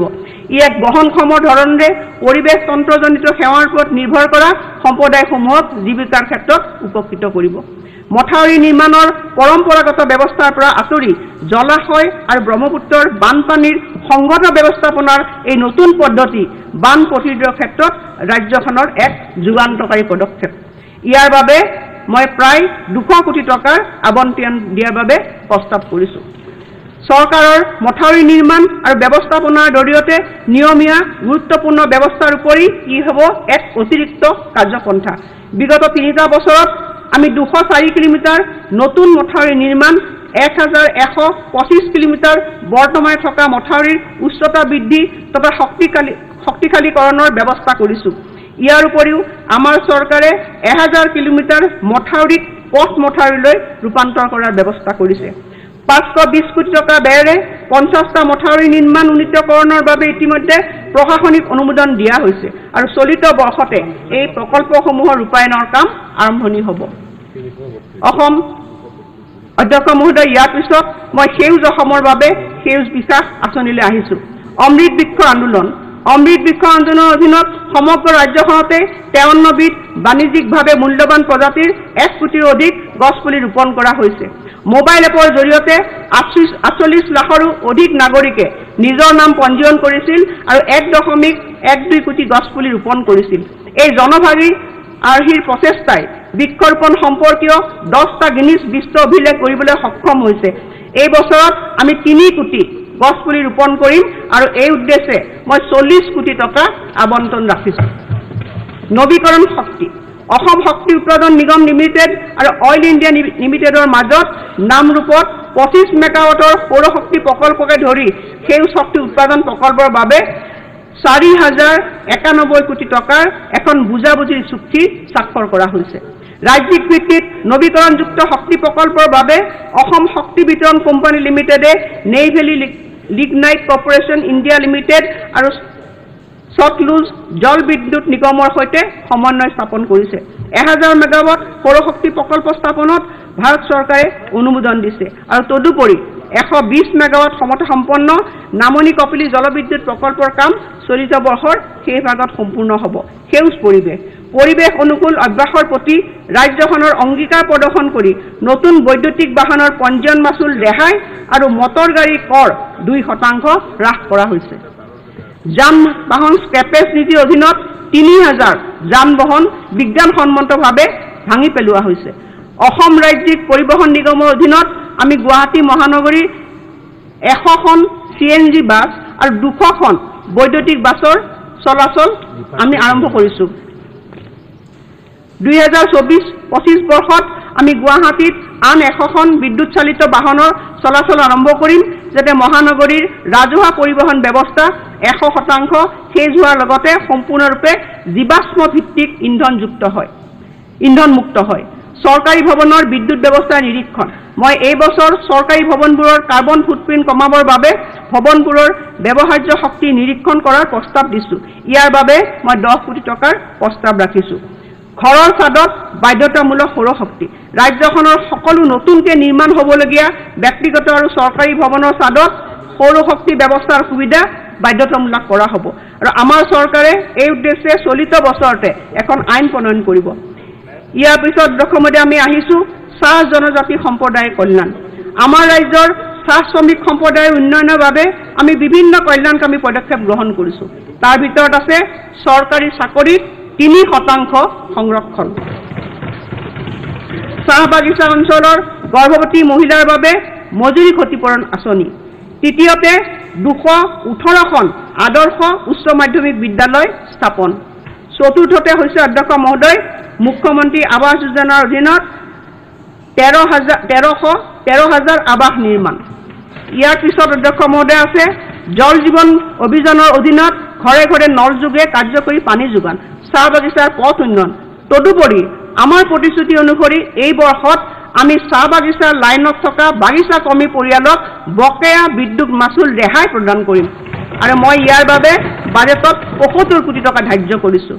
অধ্যক্ষ মহোদয়, ইয়াৰ উপৰিও চাহ জনজাতি সম্প্ৰদায়ৰ ভূমি অধিকাৰ সংৰক্ষণৰ বাবে আমি ব্যৱস্থা গ্ৰহণ কৰিম আৰু এয়া পৰিলক্ষিত হৈছে যে 3 প্ৰজন্ম ধৰি বসবাসৰ প্ৰমাণ দিব পৰাকৈ চাহ জনজাতি আৰু আন বহুতো খিলঞ্জীয়া সম্প্ৰদায়ৰ লোকৰ তথ্য প্ৰমাণ নাথাকে। ইয়াৰ ফলত তেওঁলোকে ভূমি বন্দোবস্তিৰ সুবিধাৰ পৰা বঞ্চিত হয়। মিছন বসুন্ধৰা 3.0 অধীনত চাহ জনজাতি আৰু কেতবোৰ খিলঞ্জীয়া সম্প্ৰদায়ৰ লোকক ভূমিৰ অধিকাৰ দিবলৈ বসবাসৰ প্ৰমাণ পত্ৰৰ প্ৰয়োজনীয়তাৰ ক্ষেত্ৰত শিথিলতা প্ৰদৰ্শন কৰা হ'ব। অধ্যক্ষ মহোদয়, সাংস্কৃতিক পৰিচয় অন্বেষণ, ঐতিহ্য বলয় আৰু খণ্ডৰ সৃষ্টি। বৰপেটা, মাজুলী, বটদ্ৰৱা আৰু নাৰায়ণপুৰৰ আইকনিক আৰু ঐতিহ্যমণ্ডিত স্থানসমূহৰ সাংস্কৃতিক তাৎপৰ্য ৰক্ষা কৰাটো প্ৰাথমিক কৰ্তব্য বুলি আমাৰ চৰকাৰে বিবেচনা কৰে আৰু এই ক্ষেত্ৰত জনজাতি বলয়, খণ্ডৰ আৰ্হিত ঐতিহ্য বলয়, খণ্ড সৃষ্টি কৰি এই স্থানসমূহৰ সুৰক্ষা দিয়াৰ বাবে নিৰ্দিষ্ট পদক্ষেপ গ্ৰহণ কৰাটো আমাৰ লক্ষ্য আৰু সেই অনুসৰি এই স্থানসমূহৰ চৌপাশৰ ভূমি কেৱল খিলঞ্জীয়া লোক প্ৰতিষ্ঠানসমূহলৈ যাতে হস্তান্তৰ কৰিব পাৰি সেয়া নিশ্চিত কৰি আমি এক উপযুক্ত বিধায়ক উত্থাপন কৰিম। কিংবদন্তি শিল্পীৰ সোঁৱৰণত 3টা সাংস্কৃতিক খণ্ডিয়া। অধ্যক্ষ মহোদয়, অসমীয়া সমাজৰ চেতনাত চিৰস্থায়ী প্ৰভাৱ পেলোৱা মহান লোকসকলৰ অৱদানক আমি স্মৰণ কৰিব বিচাৰিছোঁ। ৰাজ্যখনৰ সকলো প্ৰান্তৰ বিভিন্ন প্ৰজন্মৰ শিল্পীসকলক একেলগ কৰি এক সাংগীতিক মূৰ্ছনা সৃষ্টিৰে নিম্নোক্ত প্ৰবাদ প্ৰতিম শিল্পীসকলে আগবঢ়াই যোৱা অৰিহণাক শ্ৰদ্ধা জনাই 3টা নৈশ সাংস্কৃতিক অনুষ্ঠানৰ আয়োজন কৰা হ'ব। ভূপেন হাজৰিকা, যিগৰাকী শিল্পীয়ে শব্দৰ সীমাৰ পৰিধি নেওচি একতাৰ বাণী প্ৰচাৰেৰে আমাক এখন সমন্বয় সমাজ গঢ়াৰ দিশত অনুপ্ৰাণিত কৰি থৈ গৈছে। জয়ন্ত হাজৰিকা, যিগৰাকী মহান শিল্পীৰ সাংগীতিক সংযোজনে অসমৰ সত্তাক প্ৰতিফলিত কৰে। বিষ্ণু ৰাভা, যিগৰাকী বহুমুখী প্ৰতিভাধৰ শিল্পী তথা সমাজ পৰিৱৰ্তনৰ বাট কটিয়াই আমাৰ সৃজনশীলতাত নিহিত হৈ থকা শক্তিৰ বিষয়ে মনত পেলায় আৰু জ্যোতিপ্ৰসাদ আগৰৱালা, যিগৰাকী মহান ব্যক্তিয়ে চিনেমাৰ কেমেৰাৰ লেন্সেৰে আমাৰ সাংস্কৃতিক বৈভৱ যুগমীয়া কৰি বোলছবি উদ্যোগৰ উত্থানৰ পথ প্ৰশস্ত কৰিছে। অসমীয়া চলচ্চিত্ৰলৈ বিত্তীয় সাহায্য। অসমীয়া চলচ্চিত্ৰক উৎসাহিত কৰিবলৈ আমি পূৰ্ণ দৈৰ্ঘ্যৰ অসমীয়া বোলছবিৰ বাবে 10 লাখ টকাকৈ অনুদান আগবঢ়াব বিচাৰিছোঁ। বিশিষ্ট জুৰিৰে গঠিত মনোনয়নসমূহ পৰীক্ষা কৰি তেওঁলোকৰ পৰামৰ্শসমূহ প্ৰদান কৰিব আৰু অসমীয়া চলচ্চিত্ৰক অধিক প্ৰতিযোগিতামূলক আৰু ব্যৱসায়িক কৰি তোলাই ইয়াৰ লক্ষ্য। তদুপৰি অটল পেঞ্চন যোজনাৰ অধীনলৈ অনাৰ জৰিয়তে মই অসমীয়া চলচ্চিত্ৰ আৰু ভ্ৰাম্যমাণ থিয়েটাৰৰ লগত জড়িত শিল্পী আৰু কলাকুশলীসকলক সাহায্য প্ৰদানৰ প্ৰস্তাৱ ৰাখিছোঁ। আমাৰ চৰকাৰে 5 বছৰৰ বাবে তেওঁলোকে পাবলগীয়া ধনৰ 50% আগবঢ়াব। 50টা নতুন চলচ্চিত্ৰ গৃহলৈ অনুদান। ৰাজ্যখনৰ বোলছবি উদ্যোগক উৎসাহিত কৰাৰ বাবে আমি বেচৰকাৰী সংগঠন, সাংস্কৃতিক সংগঠন, ব্যক্তিগত খণ্ডই প্ৰস্তাৱ দিয়া প্ৰতিটো নতুন চলচ্চিত্ৰ গৃহত 50 লাখ টকাৰ অংশীদাৰী মূলধন অনুদান নমনীয় ঋণ হিচাপে বিনিয়োগ কৰাৰ প্ৰস্তাৱ ৰাখিছোঁ। চলচ্চিত্ৰ গৃহৰ স্থান চৰকাৰে নিৰ্ধাৰণ কৰিব আৰু ইয়াৰ বাবে মই 25 কোটি টকাৰ প্ৰস্তাৱ ৰাখিছোঁ। বিহু সমিতিসমূহলৈ উদগনি। বিগত বৰ্ষত আমাৰ চৰকাৰে 10 বছৰতকৈ অধিক পুৰণি পঞ্জীকৃত বিহু সমিতিসমূহলৈ 1.5 লাখ টকাকৈ প্ৰদান কৰিছে। এই পদক্ষেপ অব্যাহত থাকিব আৰু ইয়াৰ বাবে মই 34.5 কোটি টকাৰ প্ৰস্তাৱ কৰিছোঁ। ইয়াৰ উপৰিও আমি নতুন দিল্লীত এক অভিলেখ সৃষ্টিকাৰী পৰ্যায়ৰ বহাগ বিহু উদযাপনৰো প্ৰস্তাৱ কৰিছোঁ। যোৰহাট চুকাফা সমন্বয় ক্ষেত্ৰলৈ অনুদান।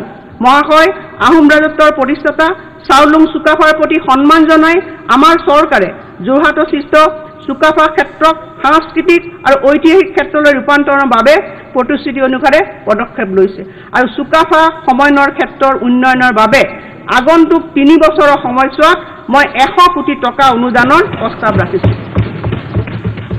শ্বহীদ কনকলতা বৰুৱা সংগ্ৰহালয়। শ্বহীদ কনকলতা বৰুৱাৰ মহান আত্মবলিদানৰ প্ৰতি সন্মান প্ৰদৰ্শন কৰি আমি তেখেতৰ গৃহটো সংগ্ৰহালয়লৈ ৰূপান্তৰ কৰাৰ পৰিকল্পনা কৰিছোঁ আৰু এই পৰিকল্পনাৰ বাবে মই 5 কোটি টকা ধাৰ্য কৰিছোঁ। ভাওনা আৰু ৰাসলীলা মাননীয় অধ্যক্ষ মহোদয় সাংস্কৃতিক আৰু ধৰ্মীয় ক্ষেত্ৰত যাউতিযুগীয়া ঐতিহ্য বহনেৰে ভাওনাই ৰাজ্যখনৰ পৰম্পৰাগত সাংস্কৃতিক ক্ষেত্ৰখনত এক গুৰুত্ব স্থান দখল কৰি আহিছে। হিন্দু পৌৰাণিক আখ্যানৰ বৰ্ণনাৰে সমৃদ্ধ ভাওনাত নাটক নৃত্য আৰু সংগীতৰ উপাদানসমূহ সন্নিৱিষ্ট হৈ আছে। এই পৌৰাণিক শিল্পকলাৰ প্ৰসাৰৰ বাবে মই প্ৰতিখন ভাওনা কমিটিলৈ 25,000 টকাৰ এককালীন অনুদান আগবঢ়োৱাৰ প্ৰস্তাৱ ৰাখিছোঁ। ইয়াৰ উপৰিও যিবোৰ ভাওনা সমিতিয়ে ৰাম বিজয় অংকীয়া নাট পৰিৱেশন কৰিব তেওঁলোকক অতিৰিক্তভাৱে 5,000 টকা দিয়াৰ মই প্ৰস্তাৱ ৰাখিছোঁ। শ্ৰী ৰামচন্দ্ৰক মহাপুৰুষ শ্ৰীমন্ত শংকৰদেৱে পৰম ব্ৰহ্মৰ পূৰ্ণ অৱতাৰ হিচাপে গ্ৰহণ কৰিছিল আৰু এয়া এক তাৎপৰ্যপূৰ্ণ ঘটনা যে মহাপুৰুষ শ্ৰীমন্ত শংকৰদেৱে তেওঁৰ মহাপ্ৰয়াণৰ পূৰ্বে ৰাম বিজয় অংকীয়া নাটকখন ৰচনা কৰিছিল। সত্ৰ সংৰক্ষণ ইয়াৰ উপৰি ৰাজ্য চৰকাৰে গুৰুত্বপূৰ্ণ সত্ৰসমূহক সহায় কৰি আহিছে। 22.53 কোটি টকাৰে শ্ৰী শ্ৰী বটদ্ৰৱা থানৰ আভ্যন্তৰীণ উন্নয়নমূলক কাম সম্পূৰ্ণ কৰা হৈছে। সাংস্কৃতিক আৰু পৰ্যটন কেন্দ্ৰ হিচাপে শ্ৰী শ্ৰী বটদ্ৰৱা থানৰ উন্নয়নৰ থানখনৰ চৌহদৰ পুনৰ্জীৱিতকৰণৰ বাবে পদক্ষেপ লোৱা হৈছে আৰু প্ৰথম পৰ্যায়ৰ অধীনত লাভ কৰা অগ্ৰগতি তলত দিয়া জনায়। প্ৰথম পৰ্যায় ধন 50 কোটি, অগ্ৰগতি 88%। দ্বিতীয় পৰ্যায় ধন 114.22 কোটি আৰু ইয়াৰ অগ্ৰগতি হৈছে 68%। এই বছৰ আমি তৃতীয় পৰ্যায়ৰ অধীনত আনুমানিক 54 কোটি টকা ব্যয়েৰে সৌন্দৰ্যবৰ্ধনৰ কাম আৰম্ভ কৰিম। এনেদৰে বটদ্ৰৱা থানত বাহ্যিক আৰু আভ্যন্তৰীণ উন্নয়নৰ বাবে আবণ্টন দিয়া মুঠ পুঁজিৰ পৰিমাণ হৈছে 240 কোটি টকা। বৰপেটা জিলাৰ পবিত্ৰ পাটবাউসী হৈছে অসমৰ বৈষ্ণৱ পৰম্পৰাৰ অন্যতম পীঠস্থান। ই হৈছে মহাপুৰুষ শ্ৰীমন্ত শংকৰদেৱ, শ্ৰী শ্ৰী মাধৱদেৱ, শ্ৰী শ্ৰী দামোদৰদেৱ আৰু শ্ৰী শ্ৰী হৰিদেৱৰ মিলনভূমি। ইয়াতে মহাপুৰুষসকলৰ যুগজয়ী সৃষ্টিৰাজি আৰু আধ্যাত্মিক দৰ্শনে প্ৰাণ পাই উঠিছে। ইয়াৰে শ্ৰীমন্ত শংকৰদেৱ থান আৰু শ্ৰী শ্ৰী দামোদৰদেৱৰ শ্ৰী শ্ৰী পাটবাউসী সত্ৰই আজিকোপতি সেই মহান বৈষ্ণৱী পৰম্পৰাক বলিষ্ঠ ৰূপত বৰ্তাই ৰাখিছে। সেয়েহে শ্ৰী শ্ৰী পাটবাউসী সত্ৰৰ উন্নয়ন আৰু সংবৰ্ধনৰ বাবে প্ৰথম পৰ্যায়ত 15 কোটি টকা ধাৰ্য কৰা হৈছে। তিতাবৰস্থিত শ্ৰী শ্ৰী কমলাবাৰী সত্ৰৰ সংৰক্ষণৰ বাবে 5 কোটি টকা আৰু ওদালগুৰি জিলাৰ বৰঙাজুলিস্থিত শ্ৰীমন্ত শংকৰদেৱ সত্ৰৰ বাবে 2 কোটি টকাৰ আবণ্টন দিয়াৰ মই প্ৰস্তাৱ ৰাখিছোঁ। তাৰালাংচু মহোৎসৱ আমি গৌৰৱ অনুভৱ কৰোঁ যে আমাৰ চুবুৰীয়া ৰাজ্য নাগালেণ্ডে ব্যাপক উৎসাহেৰে হৰ্ণবিল মহোৎসৱৰ আয়োজন কৰি আহিছে আৰু ই ৰাষ্ট্ৰীয় আৰু আন্তঃৰাষ্ট্ৰীয় পৰ্যায়ত জনপ্ৰিয় হৈছে। তেওঁলোকৰ পৰা অনুপ্ৰাণিত হৈ আমি কাৰ্বি আংলঙৰ তাৰালাংচু মহোৎসৱক সকলো স্থানৰ পৰ্যটকক আকৰ্ষণ কৰিব পৰাকৈ গঢ়ি তুলিব বিচাৰিছোঁ। বিশ্ব মানচিত্ৰত স্থান পাব পৰাকৈ এই মহোৎসৱৰ উদযাপনৰ বাবে মই 3 কোটি টকা ধাৰ্য কৰিছোঁ। একেদৰে অসমৰ সকলো খিলঞ্জীয়া জনজাতিৰ সংস্কৃতিৰ বিকাশৰ বাবে আমাৰ চৰকাৰ অতিশয় আগ্ৰহী। পূৰ্ণ তীৰ্থ যোজনা, অযোধ্যাৰে তীৰ্থযাত্ৰা। মহাশয়, চলিত পুণ্যধাম আঁচনিৰ অধীনত তীৰ্থযাত্ৰীসকলক পুৰী, বৃন্দাবন আৰু বাৰাণসী আদি পবিত্ৰ স্থানসমূহ দৰ্শনৰ সুবিধা প্ৰদান কৰা হ'ব আৰু এই আঁচনিখন আমি এই বৰ্ষতো অব্যাহত ৰাখিম। ইয়াৰ উপৰি এই বৰ্ষত মই পুণ্য তীৰ্থ যোজনা ঘোষণা কৰিছোঁ আৰু ইয়াৰ অধীনত 25 কোটি টকা বাজেট ব্যৱস্থাপনাৰে 25,000 গৰাকী তীৰ্থযাত্ৰীক অযোধ্যাৰ ৰাম মন্দিৰলৈ তীৰ্থযাত্ৰা কৰাৰ সুবিধা আগবঢ়োৱা হ'ব। অধ্যক্ষ মহোদয়, ইয়াৰ পিছত আহিছোঁ এক নতুন আঁচনিলৈ। সেই আঁচনিখন হৈছে শিশুৰ উজ্জ্বল ভৱিষ্যতৰ বাবে। মহাশয়, ইতিমধ্যে আমি 5,000টা অংগনবাড়ী কেন্দ্ৰ নিৰ্মাণৰ বাটত আছে আৰু এই বৰ্ষত আমি 1250 কোটি টকা ব্যয়েৰে আন 5,000টা আদৰ্শ অংগনবাড়ী কেন্দ্ৰ নিৰ্মাণ কৰাৰ কাম হাতত ল'ম আৰু ইয়াৰ ফলস্বৰূপে ৰাজ্যখনত 10,000টা আদৰ্শ অংগনবাড়ী কেন্দ্ৰ নিৰ্মাণৰ আমাৰ প্ৰতিশ্ৰুতি বাস্তৱত ৰূপায়িত হ'ব। অধ্যক্ষ মহোদয়, অসমৰ বৰ্তমানৰ বিদ্যালয়সমূহৰ আন্তঃগাঁথনি উন্নয়নৰ বাবে লোৱা পদক্ষেপৰ অংশ হিচাপে আমাৰ চৰকাৰে 2,369.86 কোটি টকা ব্যয়েৰে ৰাজ্যৰ 322খন বিদ্যালয় ৰূপান্তৰ কৰিব আৰু এই বিদ্যালয়সমূহৰ তালিকা মই পৰিশিষ্ট ঘত উল্লেখ কৰিছোঁ। বৰ্তমানে 118খন চাহ বাগিচা আদৰ্শ বিদ্যালয় কাৰ্যক্ষম হৈ আছে আৰু চাহ বাগিচা অঞ্চলত আমি আন 100খন নতুন আদৰ্শ বিদ্যালয় স্থাপন কৰিম। ডিব্ৰুগড় বিশ্ববিদ্যালয় আৰু অন্যান্য শিক্ষানুষ্ঠানৰ ছাত্ৰ ছাত্ৰীৰ বাবে 50% পাঠ্যক্ৰম মাচুল জনপনী হিচাপে আগবঢ়াই আমাৰ চৰকাৰে সেলফ ফাইনেন্সিং স্কিমৰ অধীনত ছাত্ৰ ছাত্ৰীসকলক সহায় আগবঢ়াব। অহা 3 বছৰৰ সময়ছোৱাত ডিব্ৰুগড় বিশ্ববিদ্যালয়ত অত্যাধুনিক বিশ্ববিদ্যালয়ৰ কাৰণে ৰূপান্তৰ কৰাৰ বাবে 100 কোটি টকা পুঁজিৰ অনুদান আগবঢ়োৱা হ'ব। ইয়াৰ উপৰিও মই এই কথা ঘোষণা কৰিবলৈ পাই সুখী হৈছোঁ যে কৃষ্ণকান্ত সন্দিকৈ মুক্ত বিশ্ববিদ্যালয়লৈ 20 কোটি টকাৰ পুঁজিৰ অনুদান আগবঢ়োৱা হ'ব। 126টা বিধানসভা সমষ্টিত খেল মহাৰণ আৰু যুৱ সংঘ মই এই পবিত্ৰ সদনক জনাবলৈ পাই আনন্দ পাইছোঁ যে মুখ্যমন্ত্ৰী হিমন্ত বিশ্ব শৰ্মা ডাঙৰীয়াৰ সবল নেতৃত্বত খেল মহাৰণৰ জৰিয়তে উদীয়মান খেলুৱৈসকলক সৰ্বতোপ্ৰকাৰে উৎসাহ জনোৱাৰ বাবে ক্ৰীড়াক তৃণমূল পৰ্যায়লৈ লৈ যোৱা হৈছে। ভাৰতৰ মাননীয় প্ৰধানমন্ত্ৰী ডাঙৰীয়াও এই প্ৰচেষ্টাৰ শলাগ লৈছে। বিভিন্ন ক্ৰীড়া প্ৰতিযোগিতা অনুষ্ঠিত কৰিবলৈ এক সুসংগঠিত ব্যৱস্থা কৰাৰ লগতে খেল মহাৰণ জনভাগিদাৰী আন্দোলনক আগুৱাই লৈ যোৱাৰ উদ্দেশ্যে আমি প্ৰতিটো বিধানসভা সমষ্টিত এটাকৈ যুৱ সংঘ স্থাপনৰ প্ৰস্তাৱ লৈছোঁ। 126টা বিধানসভা সমষ্টিৰ প্ৰতিটো যুৱ সংঘৰ মেৰামতি আৰু খেলৰ সামগ্ৰী ভঁৰালৰ বাবে মই বৰ্ষত 15 লাখ টকা আবণ্টন দিয়াৰ প্ৰস্তাৱ ৰাখিছোঁ। ক্ৰীড়া প্ৰতিভাক উৎসাহ জনোৱাৰ উদ্দেশ্যে 28.30 কোটি টকা ব্যয়েৰে কোকৰাঝাৰত এটা নতুন উচ্চ কাৰ্যক্ৰম ক্ৰীড়া কেন্দ্ৰ স্থাপন কৰাৰ প্ৰস্তাৱ আগবঢ়াইছোঁ। যোৰহাট আৰু গুৱাহাটীৰ পিছত এই ৰাজ্যখনৰ বাবে এনেকুৱা তৃতীয়টো প্ৰতিষ্ঠান হ'ব। ইয়াৰ উপৰি ৰাজ্যখনত বিশ্বমানৰ ক্ৰীড়া আন্তঃগাঁথনি নিৰ্মাণৰ বাবে আমি নিম্নলিখিত ষ্টেডিয়ামসমূহ নিৰ্মাণৰ পদক্ষেপ লৈছোঁ। 300 কোটি টকা ব্যয়েৰে গুৱাহাটীত চন্দ্ৰপুৰ ষ্টেডিয়াম, 401 কোটি টকা ব্যয়েৰে ডিব্ৰুগড় জিলাৰ খনিকৰ ষ্টেডিয়ামক 5,000ৰ পৰা 15,000 আসনযুক্ত ষ্টেডিয়াম হিচাপে উন্নতিকৰণ। 2024 চনৰ নৱেম্বৰত বিনিয়োগকাৰী সন্মিলন বিকশিত Bharat at the rate of 2047 আত্মনিৰ্ভৰ ভাৰত আৰু মেক ইন ইণ্ডিয়াকে ধৰি ভাৰত চৰকাৰৰ বিভিন্ন লক্ষ্যৰ লগত সংগতি ৰাখি অসমেও ৰাজ্যখনলৈ বিনিয়োগ আকৰ্ষণৰ বাবে সক্ৰিয়ভাৱে প্ৰচেষ্টা চলাই আহিছে। ৰাজ্য চৰকাৰে G20 সম্পৰ্কীয় 5টা অনুষ্ঠান সফলতাৰে আয়োজন কৰিছে আৰু মাননীয় প্ৰধানমন্ত্ৰী ডাঙৰীয়াৰ পৰামৰ্শ অনুসৰি বসুধৈৱ কুটুম্বকম বাণিজ্যৰ দ্বাৰা একত্ৰিত বিশ্ব নীতি আঁকোৱালি লোৱাৰ লগতে ভাৰতে G20 সন্মিলন সফলতাৰে আয়োজন কৰাৰ ফলত দেশজুৰি বিশ্বজুৰি যে সদিচ্ছাৰ সৃষ্টি হৈছে তাৰ দ্বাৰা ৰাজ্যখনো লাভান্বিত হ'ব বুলি আশা কৰা হৈছে। মই ঘোষণা কৰিলোঁ যে 2024 বৰ্ষৰ নৱেম্বৰ মাহত আমি এখন গোলকীয় বিনিয়োগকাৰী সন্মিলন অনুষ্ঠিত কৰিম।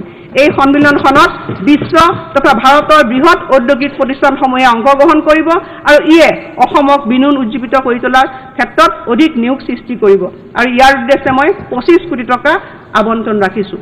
মুখ্যমন্ত্ৰী সংগ্ৰহালয় অমৃত কালচোৱাত ৰাজ্যখনে গুৱাহাটীত এটা অত্যাধুনিক মুখ্যমন্ত্ৰী সংগ্ৰহালয়ৰ নিৰ্মাণৰ লক্ষ্য লৈছে। এই সংগ্ৰহালয়টোৱে আমাৰ ৰাজ্যখনৰ প্ৰগতিত বিশেষ গতি প্ৰদান কৰা প্ৰতিগৰাকী মুখ্যমন্ত্ৰীৰ সবল নেতৃত্ব, তেওঁলোকে সন্মুখীন হোৱা প্ৰত্যাহ্বান আৰু লাভ কৰা কৃতিত্বসমূহৰ বিষয়ে সজীৱ তথ্য দাঙি ধৰিব। মুখ্যমন্ত্ৰী সংগ্ৰহালয়ে যে কেৱল আমাৰ অতীতকে সংৰক্ষণ কৰিব এনে নহয়, ই আমাৰ ভৱিষ্যত প্ৰজন্মক তেওঁলোকৰ গণতান্ত্ৰিক ভেটিক লৈ গৌৰৱান্বিত কৰিব আৰু অসমৰ গণতান্ত্ৰিক স্বকীয়তাক আগুৱাই নিয়াত অৰিহণা যোগাব। অধ্যক্ষ মহোদয়, এতিয়া মই সদনৰ জ্ঞাতাৰ্থে কিছু প্ৰধান ঘোষণা বেকত কৰিব বিচাৰিছোঁ। প্ৰথমতে আছে অসম আৰক্ষীত অগ্নিবীৰৰ বাবে সংৰক্ষণ। আমাৰ চৰকাৰে যোগ্য অগ্নিবীৰৰ বাবে অসম আৰক্ষীত 10% পদ সংৰক্ষণৰ ব্যৱস্থা কৰিব। অৱশ্যে স্থানীয় প্ৰাৰ্থীৰ বাবেহে এইটো প্ৰযোজ্য হ'ব। কণী, গাখীৰ আৰু মাছ উৎপাদনত আত্মনিৰ্ভৰশীলতা এই ব্যৱস্থাই কৰ্মসংস্থাপন সৃষ্টি কৰাৰ লগতে উপাৰ্জন বৃদ্ধি আৰু গ্ৰামাঞ্চলৰ উন্নয়নতো উদগনি যোগাব। ৰাজ্যখনত দুগ্ধ উৎপাদন বৃদ্ধিৰ উদ্দেশ্যে গোপালকসকলক প্ৰত্যক্ষভাৱে সহায় কৰাৰ বাবে তেওঁলোকলৈ ৰাজসাহায্য হিচাপে 25 কোটি টকা আগবঢ়োৱা হ'ব। উত্তৰ পূব দুগ্ধ পাম আৰু খাদ্য পৰিসীমিত ইকুইটি নিৱেশ হিচাপে ইতিমধ্যে আগবঢ়োৱা 10 কোটি টকাৰ উপৰি উপৰোক্ত ৰাজসাহায্যৰ ধনৰাশি আগবঢ়োৱা হ'ব। কণীৰ উৎপাদন বৃদ্ধিৰে স্বনিৰ্ভৰশীল হোৱাৰ উদ্দেশ্যে আমাৰ চৰকাৰে কণী পৰা কুকুৰা পালনৰ ওপৰত গুৰুত্ব আৰোপ কৰিছে। আমি ইতিমধ্যে পৰম্পৰাগত ঘৰতো কুকুৰা পালন কৰা পালকসকলে কম খৰচত পুহিব পৰা কুকুৰা যোগান ধৰাৰ বাবে ব্যৱস্থা গ্ৰহণ কৰিছোঁ। এই ক্ষেত্ৰত আমি যথোপযুক্ত উদগনি আগবঢ়াম। এই উদ্দেশ্যে মই 25 কোটি টকা ধাৰ্য কৰিছোঁ। কেন্দ্ৰীয় আঁচনি আৰু বহি সাহায্যপ্ৰাপ্ত পুঁজিৰ সহায়েৰে আমি ৰাজ্যখনত মৎস্য উৎপাদন বৃদ্ধিৰো পৰিকল্পনা কৰিছোঁ। ক্ষুদ্ৰ চাহ খেতিয়কসকলক উদগনি ৰাজ্যখনৰ ক্ষুদ্ৰ চাহ খেতিয়কসকলে গ্ৰহণ কৰা বিভিন্ন পদক্ষেপৰ বাবে আমি উদগনি যোগাম। ইয়াৰ বাবে চাহ সংসাধন সুবিধাৰ আধুনিকৰণত সহায় কৰাৰ লগতে নতুন প্ৰযুক্তি ব্যৱহাৰৰ বাবে চাহ খণ্ডৰ লগত জড়িতসকলক প্ৰশিক্ষণ দিয়াৰ ব্যৱস্থা কৰিম। ক্ষুদ্ৰ চাহ খেতিয়কসকলৰ উৎস সাধনৰ বাবে মই বাজেটত 15 কোটি টকা ধাৰ্য কৰিছোঁ। ষ্টাৰ্টআপ অভিযান এই কথা জনাবলৈ পাই সুখী হৈছোঁ যে ৰাজ্যখনত উদ্যমিতাৰ মানসিকতা সৃষ্টি কৰিবৰ কাৰণে অসমৰ ষ্টাৰ্টআপ ভেঞ্চাৰ পুঁজি এই বৰ্ষটো অব্যাহত ৰাখিম আৰু ইয়াৰ বাবে 18 কোটি টকা বাজেট আবণ্টন ৰাখিছোঁ। ইয়াৰ উপৰি 5 কোটি টকাৰ আবণ্টিত পুঁজিৰে অসম অভিযান্ত্ৰিক মহাবিদ্যালয়, গুৱাহাটী আৰু যোৰহাট অভিযান্ত্ৰিক মহাবিদ্যালয়ত 2টা নতুন ষ্টাৰ্টআপ ইনকুবেশ্যন হাব স্থাপন কৰা হ'ব। পদ্মশ্ৰী হেমপ্ৰভা চুতীয়া বাসগৃহত প্ৰশিক্ষণ কেন্দ্ৰ স্থাপন। পদ্মশ্ৰী হেমপ্ৰভা চুতীয়াৰ অন্যান্য সৃজনীশীলতা সংৰক্ষণৰ বাবে ডিব্ৰুগড় জিলাৰ মৰাণস্থিত তেওঁৰ বাসগৃহত এটা হস্ততাঁত প্ৰশিক্ষণ কেন্দ্ৰ স্থাপনৰ বাবে আমাৰ চৰকাৰে পৰিকল্পনা কৰিছে। তদুপৰি আমাৰ শিপিনীসকলক আত্মনিৰ্ভৰশীল কৰি তোলা আৰু তেওঁলোকৰ উত্তৰণৰ অৰ্থে 2024-25 বিত্তীয় বৰ্ষত আমি 1000খন তাঁতশাল মাইনাশাল বিতৰণ কৰিম আৰু ইয়াৰ বাবে মই 14 কোটি টকা ধাৰ্য কৰিছোঁ। প্ৰধানমন্ত্ৰী বিশ্বকৰ্মা যোজনা আঁচনি। প্ৰধানমন্ত্ৰী বিশ্বকৰ্মা যোজনাৰ অধীনত প্ৰধানমন্ত্ৰী বিশ্বকৰ্মা প্ৰমাণপত্ৰ তথা পৰিচয় প্ৰদানৰ জৰিয়তে 18টা শাখাত নিয়োজিত কাৰুশিল্পী তথা কাৰিকৰীসকললৈ সম্পূৰ্ণ সহায় আগবঢ়োৱা হ'ব। PM বিশ্বকৰ্মা পৰ্টেল যোগে এতিয়ালৈকে 4,97,968খন আবেদন পত্ৰ লাভ কৰিছোঁ, যিটো সমগ্ৰ দেশৰ ভিতৰতে ষষ্ঠ সৰ্বোচ্চ সংখ্যা। কৃষি যান্ত্ৰিকীকৰণ 2024-25 বিত্তীয় বৰ্ষত আমাৰ খাদ্য সংসাধন পাৰিপাৰ্শ্বিকতা শক্তিশালী কৰাৰ লগতে কৃষকৰ কাম কাজত সহায়ক হোৱাকৈ তেওঁলোকৰ মাজত 2000খন পাৱাৰ টিলাৰ, 70খন ট্ৰেক্টৰ, ৰিপাৰ ইত্যাদি বিতৰণ কৰা হ'ব। তদুপৰি সমূহীয়া সেৱাখণ্ডৰ বাবে 10.93 কোটি টকা আৰু কাষ্টম হায়াৰিং চেণ্টাৰ্ছৰ বাবে 8.4 কোটি টকাৰ প্ৰস্তাৱ ৰাখিছোঁ। ঘৰৰ ছাদত সৌৰ শক্তিকৰণ। আমাৰ চৰকাৰেও সংশ্লিষ্ট ৰাজ্যিক অংশ প্ৰদানেৰে এই পাৰিপাৰ্শ্বিক অনুকূল আঁচনিখন ৰূপায়ণ কৰিব। জলবায়ু সম্পৰ্কীয় কাম কাজ। দেশৰ মাননীয় প্ৰধানমন্ত্ৰী নৰেন্দ্ৰ মোদী ডাঙৰীয়াৰ আহ্বানৰ প্ৰতি আমি সঁহাৰি জনাই 2023 চনৰ 22 মাৰ্চত অসমত মিছন লাইফষ্টাইল ফৰ এনভাইৰনমেণ্টৰ শুভ আৰম্ভণি কৰিছোঁ। অধ্যক্ষ মহোদয়, অমৃত গুৱাহাটী সংহত গোলকীয় মহানগৰ। অসম চৰকাৰে 2022-23 বিত্তীয় বৰ্ষত বাজেট ভাষণত অমৃত গুৱাহাটী সংহত গোলকীয় মহানগৰ নামৰ এখন বিশ্বমানৰ সংহত বাণিজ্যিক মহানগৰ গঢ়ি তোলাৰ বাবে প্ৰতিশ্ৰুতি দিছিলোঁ। পৰৱৰ্তী প্ৰজন্মৰ উদ্যোগৰ লগতে নতুন ধৰণৰ আৱাসিক আৰু সামাজিক আন্তঃগাঁথনিৰ বাবে বিশ্বমানৰ আন্তঃগাঁথনিৰ সৈতে মিলাই নিব পৰাকৈ 1000 একৰ এলেকাত প্ৰস্তাৱিত অমৃত GIG চিটি গঢ়ি তোলাৰ বাবে পূৰ্ণ পৰিকল্পনা লোৱা হৈছে। আয়ুষ্মান অসম। আয়ুষ্মান অসমৰ অধীনত আমাৰ ৰাজ্যখনৰ প্ৰায় 2 কোটি হিতাধিকাৰীয়ে চিকিৎসা লাভ কৰি আহিছে। 2023 বৰ্ষত অধিক হিতাধিকাৰীক সামৰি আয়ুষ্মান ভাৰত প্ৰধানমন্ত্ৰী জন আৰোগ্য যোজনাৰ সৈতে সংলগ্নকৰণে মুখ্যমন্ত্ৰী আয়ুষ্মান অসম যোজনা নামৰ নতুন স্বাস্থ্য বীমা আঁচনিখন প্ৰৱৰ্তন কৰিছোঁ আৰু ইয়াৰ প্ৰায় 5 লাখ টকাৰ নগদবিহীন চিকিৎসাৰ সুবিধাসহ 58 লাখ পৰিয়ালক উপকৃত কৰিব আৰু এতিয়ালৈকে এই দুখন আঁচনিৰ অধীনত 578 কোটি টকাৰে 4 লাখতকৈ অধিক লোক নগদবিহীন চিকিৎসাৰ দ্বাৰা উপকৃত হৈছে। ইয়াৰ উপৰি পূৰ্বতে ঘোষণা কৰা অনুসৰি আমি আয়ুষ্মান অসম মুখ্যমন্ত্ৰী লোকসেৱক আৰোগ্য যোজনাখনৰ আৰম্ভ কৰিছোঁ। ইয়াৰ লক্ষ্য হৈছে চৰকাৰী বিষয়া কৰ্মচাৰী, তেওঁলোকৰ ওপৰত নিৰ্ভৰশীল লোক, পেঞ্চনাৰ আৰু তেওঁলোকৰ পতি পত্নীসকলৰ লৈ সহজতে অনলাইন চিকিৎসা ব্যয় পৰিশোধৰ সুবিধা প্ৰদান কৰা হ'ব। মুখ্যমন্ত্ৰীৰ আয়ুষ্মান অসমৰ অধীনত ব্যাপক বিদ্যালয় স্বাস্থ্য কাৰ্যসূচী। অসমৰ বিদ্যালয়সমূহলৈ যোৱা শিশুসকলক সুস্বাস্থ্য, পৰিপুষ্টি আৰু উন্নত জীৱনশৈলী নিশ্চিত কৰাৰ বাবে প্ৰতিগৰাকী শিক্ষাৰ্থীলৈ স্বাস্থ্য কাৰ্ড প্ৰদান কৰি তেওঁলোকৰ গুণবিচাৰ আৰু নিৰীক্ষণৰ ফলাফল লিপিবদ্ধ কৰা হ'ব। মুখ্যমন্ত্ৰী আয়ুষ্মান অসমৰ অধীনত অসমৰ MBBS ছাত্ৰ ছাত্ৰীৰ বাবে গাঁও আৰু সম্প্ৰদায় সৌহাৰ্দ্যমূলক কাৰ্যসূচী গ্ৰহণ। ডিজিটেল ৰূপান্তৰ আৰু কৃত্ৰিম বুদ্ধিমত্তাৰ উৎকৰ্ষ সাধন। জ্ঞান ধৰা অভিজ্ঞতামূলক শিকনিৰ সৈতে ভাৰ্চুৱেল ৰিয়েলিটি প্ৰযুক্তিৰ সংহতকৰণ। নতুন দিল্লীত 3য় অসম ভৱন।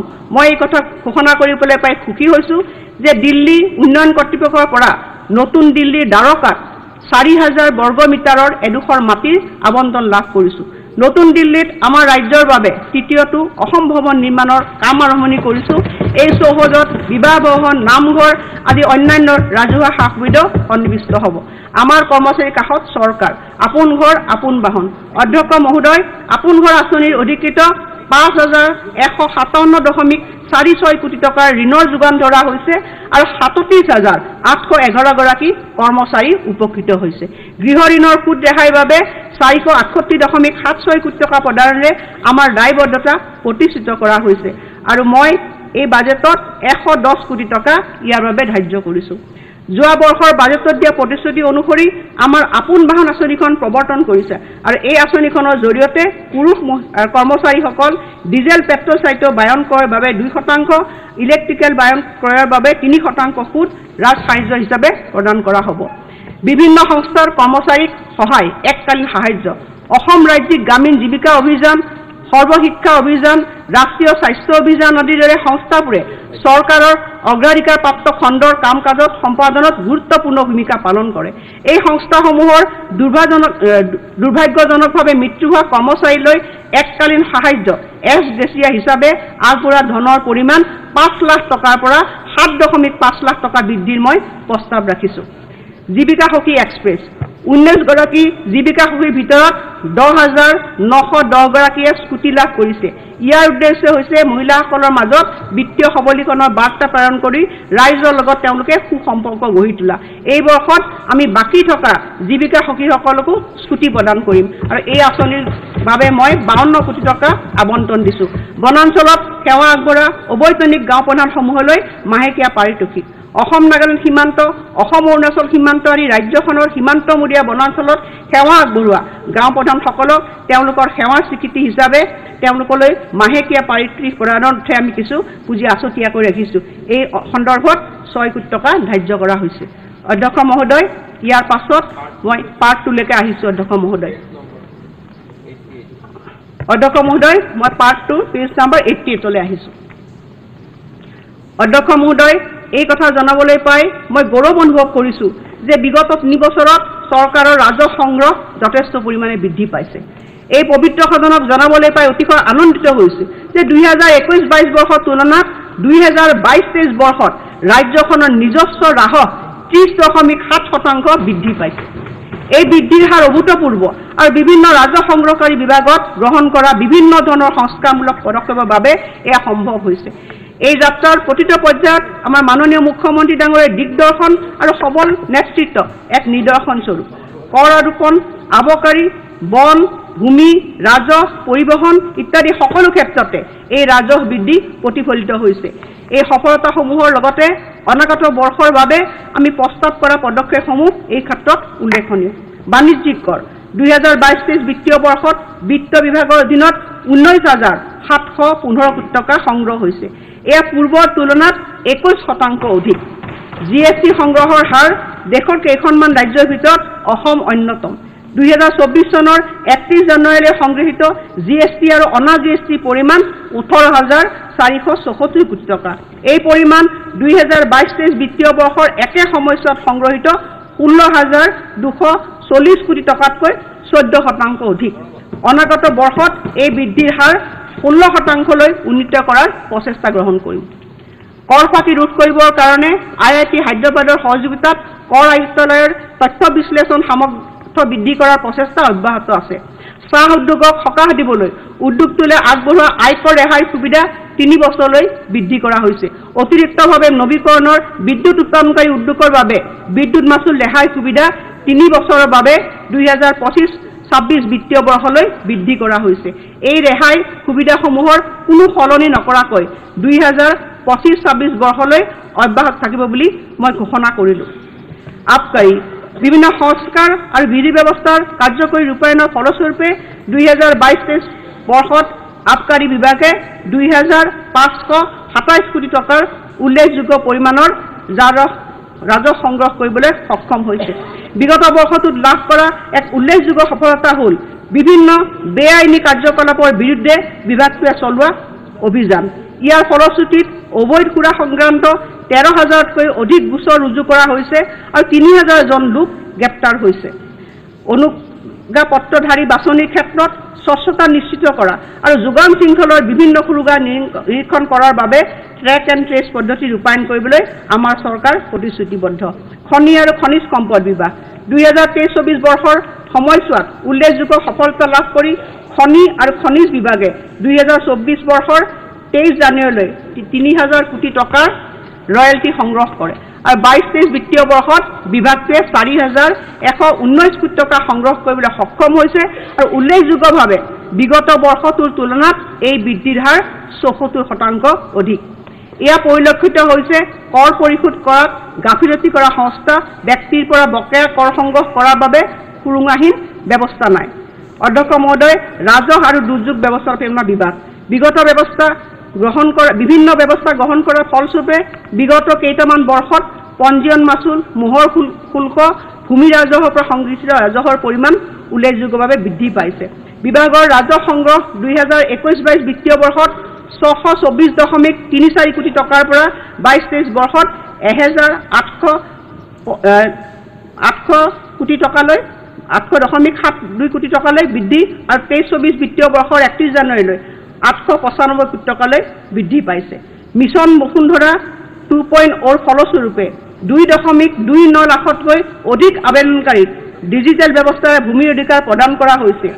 এই আবেদনকাৰীৰ 84% ব্যক্তি অনুসূচিত জাতি, অনুসূচিত জনজাতি, অন্যান্য পিছপৰা শ্ৰেণী আৰু অধিক অন্যান্য পিছপৰা শ্ৰেণীৰ দৰে সমাজৰ উপান্ত শ্ৰেণীৰ খিলঞ্জীয়া লোক। অভিযানটোৰ প্ৰথম দুটা সংস্কৰণৰ পৰা লাভ কৰা সফলতাৰ পিছত আমি এতিয়া মিছন বসুন্ধৰা 3.0 অধীনত পৰৱৰ্তী প্ৰজন্মক পৰ্যায়ক্ৰমে সেৱা আৰম্ভ কৰাৰ গুণাগথা কৰি আছো। এই পৰ্যায়টোত তলত দিয়া মুখ্য উপাদানসমূহ হ'ব: নগৰীয়া অঞ্চলত মাণ্ডলিক মূল্যৰ সৈতে ভূমি ৰাজহৰ সংযোজন, বৃত্তি চুক্তি আৰু কৰ্তৃত্ব অৰ্পণ চুক্তিৰ পঞ্জীয়ন মাচুল আৰু মোহৰ শুল্ক যুক্তিসম্মত কৰি পৰিবহণ দলিলৰ 10% সমপৰ্যায় কৰা, বাগিচাৰ বাবে নিৰ্ধাৰিত ভূমি আন উদ্দেশ্যে ব্যৱহাৰৰ ক্ষেত্ৰত উদ্ভৱ হোৱা সমস্যা সমাধানৰ বাবে ক্ষুদ্ৰ ভূমিগৰাকীক এককালীন সুবিধা প্ৰদান কৰি এনে ভূমি অনুমোদিত কাৰ্যৰ বাহিৰে আন কামত ব্যৱহাৰ কৰাটো ফৌজদাৰী অপৰাধ হিচাপে গণ্য কৰা হ'ব। ভূমি মালিকী ক্ষেত্ৰৰ চূড়ান্তকৰণৰ বাবে ভৌগোলিক অৱস্থানৰ মানচিত্ৰায়নৰ ডিজিটেল ডেলিভাৰী সুবিধা প্ৰদান কৰা হ'ব। ভূমি ৰাজহৰ বকেয়া সংগ্ৰহৰ বাবে অভিযান আৰ্হিত বিশেষ প্ৰচাৰ। অধ্যক্ষ মহোদয়, মই আৰু এটা গুৰুত্বপূৰ্ণ কথা আপোনাক ক'ব বিচাৰিছোঁ। ধৰ্মীয় অনুষ্ঠানসমূহৰ সক্ৰিয়ভাৱে ব্যৱহাৰ নোহোৱা যথেষ্ট পৰিমাণৰ ওপৰঞ্চি ভূমি আছে। এই ভূমিৰ কিছু অংশ খিলঞ্জীয়া লোকৰ দখলত আছে। প্ৰচলিত আইনৰ বাবে মিছন বসুন্ধৰা 2.0 অধীনত এনেকুৱা ভূমি নিষ্পত্তি কৰিব পৰা হোৱা নাছিলে। এতিয়া মিছন বসুন্ধৰা 3.0 অধীনত যোগ্য খিলঞ্জীয়া পৰিয়ালৰ দখলত থকা এনে ওপৰঞ্চি ভূমি পত্তনৰ বাবে আমি প্ৰস্তাৱ আগবঢ়াইছোঁ। সকলো ভূমি প্ৰশাসন সংস্থাক ভূমি লক্ষ্য তথ্য ভাণ্ডাৰৰ সৈতে সংহত কৰিবৰ বাবে এটা উপযুক্ত ব্যৱস্থা গ্ৰহণ কৰা হ'ব। পৰিবহণ বিভাগ, এই বিভাগৰ ৰাজহ সংগ্ৰহৰ পৰিমাণ 2021-22 বিত্তীয় বৰ্ষৰ 1022 কোটিৰ পৰা 22-23 বিত্তীয় বৰ্ষত 1361 কোটি টকালৈ আৰু 23-24 বিত্তীয় বৰ্ষত 1364 কোটিলৈকে হ'ব। অধ্যক্ষ মহোদয়, পৰিৱেশ আৰু বন বিভাগ বিগত কেইটামান বছৰত বিভাগটোৱে ৰাজহ সংগ্ৰহৰ ক্ষেত্ৰত যথেষ্ট বৰঙণি যোগাই আহিছে। যোৱা কেইটামান বছৰত ৰাজহ সংগ্ৰহৰ ধাৰা বৃদ্ধি পাই আহিছে। এই ক্ষেত্ৰত বিভাগে সংগ্ৰহ কৰা ৰাজহৰ পৰিমাণ হৈছে 21-22 বিত্তীয় বৰ্ষত 391 কোটি টকা আৰু দ্বিতীয় বিত্তীয় বৰ্ষত 451 কোটি টকা আৰু 22-23 বিত্তীয় বৰ্ষত 31 জানুৱাৰীলৈ 330 কোটি টকা। নিয়মাৱলী সংশোধন ঘটাই অসম ক্ষুদ্ৰ খনিজ সম্পদ ৰেহাই বিধি 2013ত বন ৰাজহ উল্লংঘন আৰু ফাঁকিৰ বাবে শাস্তিমূলক ব্যৱস্থা সন্নিৱিষ্ট হ'ব। মাননীয় অধ্যক্ষ মহোদয়, মই এই কথাখিনি ঘোষণা কৰিবলৈ পাই ভাল পাইছোঁ যে এই বাজেটখনত আমি অসমৰ জনসাধাৰণৰ ওপৰত কোনো ধৰণৰ অতিৰিক্ত কৰৰ বোজা আৰোপ কৰা নাই। অধ্যক্ষ মহোদয়, এতিয়া মই 2024-25 বিত্তীয় বৰ্ষৰ বাবে বাজেট প্ৰাক্কলন উপস্থাপন কৰিবলৈ বিচাৰিছোঁ। বাজেট প্ৰাক্কলন 2024-25 বৰ্ষৰ বাজেট প্ৰাক্কলনত ৰাজ্যখনৰ একত্ৰীকৃত নিধিত মুঠ 1,43,605.75 5.6 কোটি টকাৰ প্ৰাপ্তি প্ৰদৰ্শন কৰা হৈছে। ইয়াৰে 1,11,943.84 কোটি টকা ৰাজহ শিতানত আৰু বাকী থকা 31,661.73 কোটি টকা মূলধনী শিতানত বিভিন্ন উৎসৰ পৰা অহা একত্ৰীকৃত নিধিৰ আনুমায়িক প্ৰাপ্তি হিচাপে মই তালিকা নম্বৰ 1ত উল্লেখ কৰিছোঁ।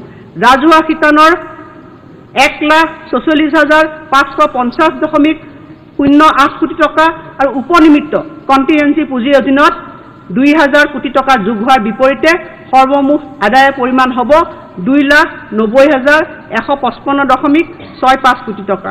ইয়াৰ বিপৰীতে 2024-25 বৰ্ষত ৰাজ্যখনৰ একত্ৰিত নিধিৰ পৰা সৰ্বমুঠ ব্যয়ৰ পৰিমাণ 1,46,890.62 কোটি টকা হ'ব বুলি অনুমান কৰা হৈছে।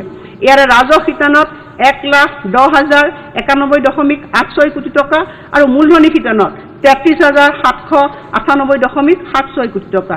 2024-25 বৰ্ষত একত্ৰিত নিধিৰ মঞ্জুৰি অনুসৰি ব্যয়সমূহৰ প্ৰাককালন তালিকা নম্বৰ 2ত দেখুওৱা হৈছে। ৰাজহুৱা শিতানত হোৱা ব্যয় 1,42,670.09 কোটি টকা আৰু উপনিমিত্ত কণ্টিজেন্সি পুঁজিৰ অধীনত 2,000 কোটি টকাৰে বছৰটোৰ সৰ্বমুঠ প্ৰাককলিত ব্যয়ৰ পৰিমাণ হ'ব 2,88,560.71 কোটি টকা। এইদৰে বছৰটোত হোৱা প্ৰাককলিত লেনদেনৰ বাবে আনুমানিক 1,01,594.94 কোটি টকা ৰাহি হ'ব। ইয়াৰ লগত বছৰটোৰ আৰম্ভণি ঘাটি 2,369.41 কোটি টকাৰ হিচাপ মিলালে 2024-25 বৰ্ষৰ শেষলৈ বাজেট ঘাটিৰ পৰিমাণ 774.47 কোটি টকা হ'বগে। জয় অসম, জয় হিন্দ, বন্দে মাতৰম। ধন্যবাদ।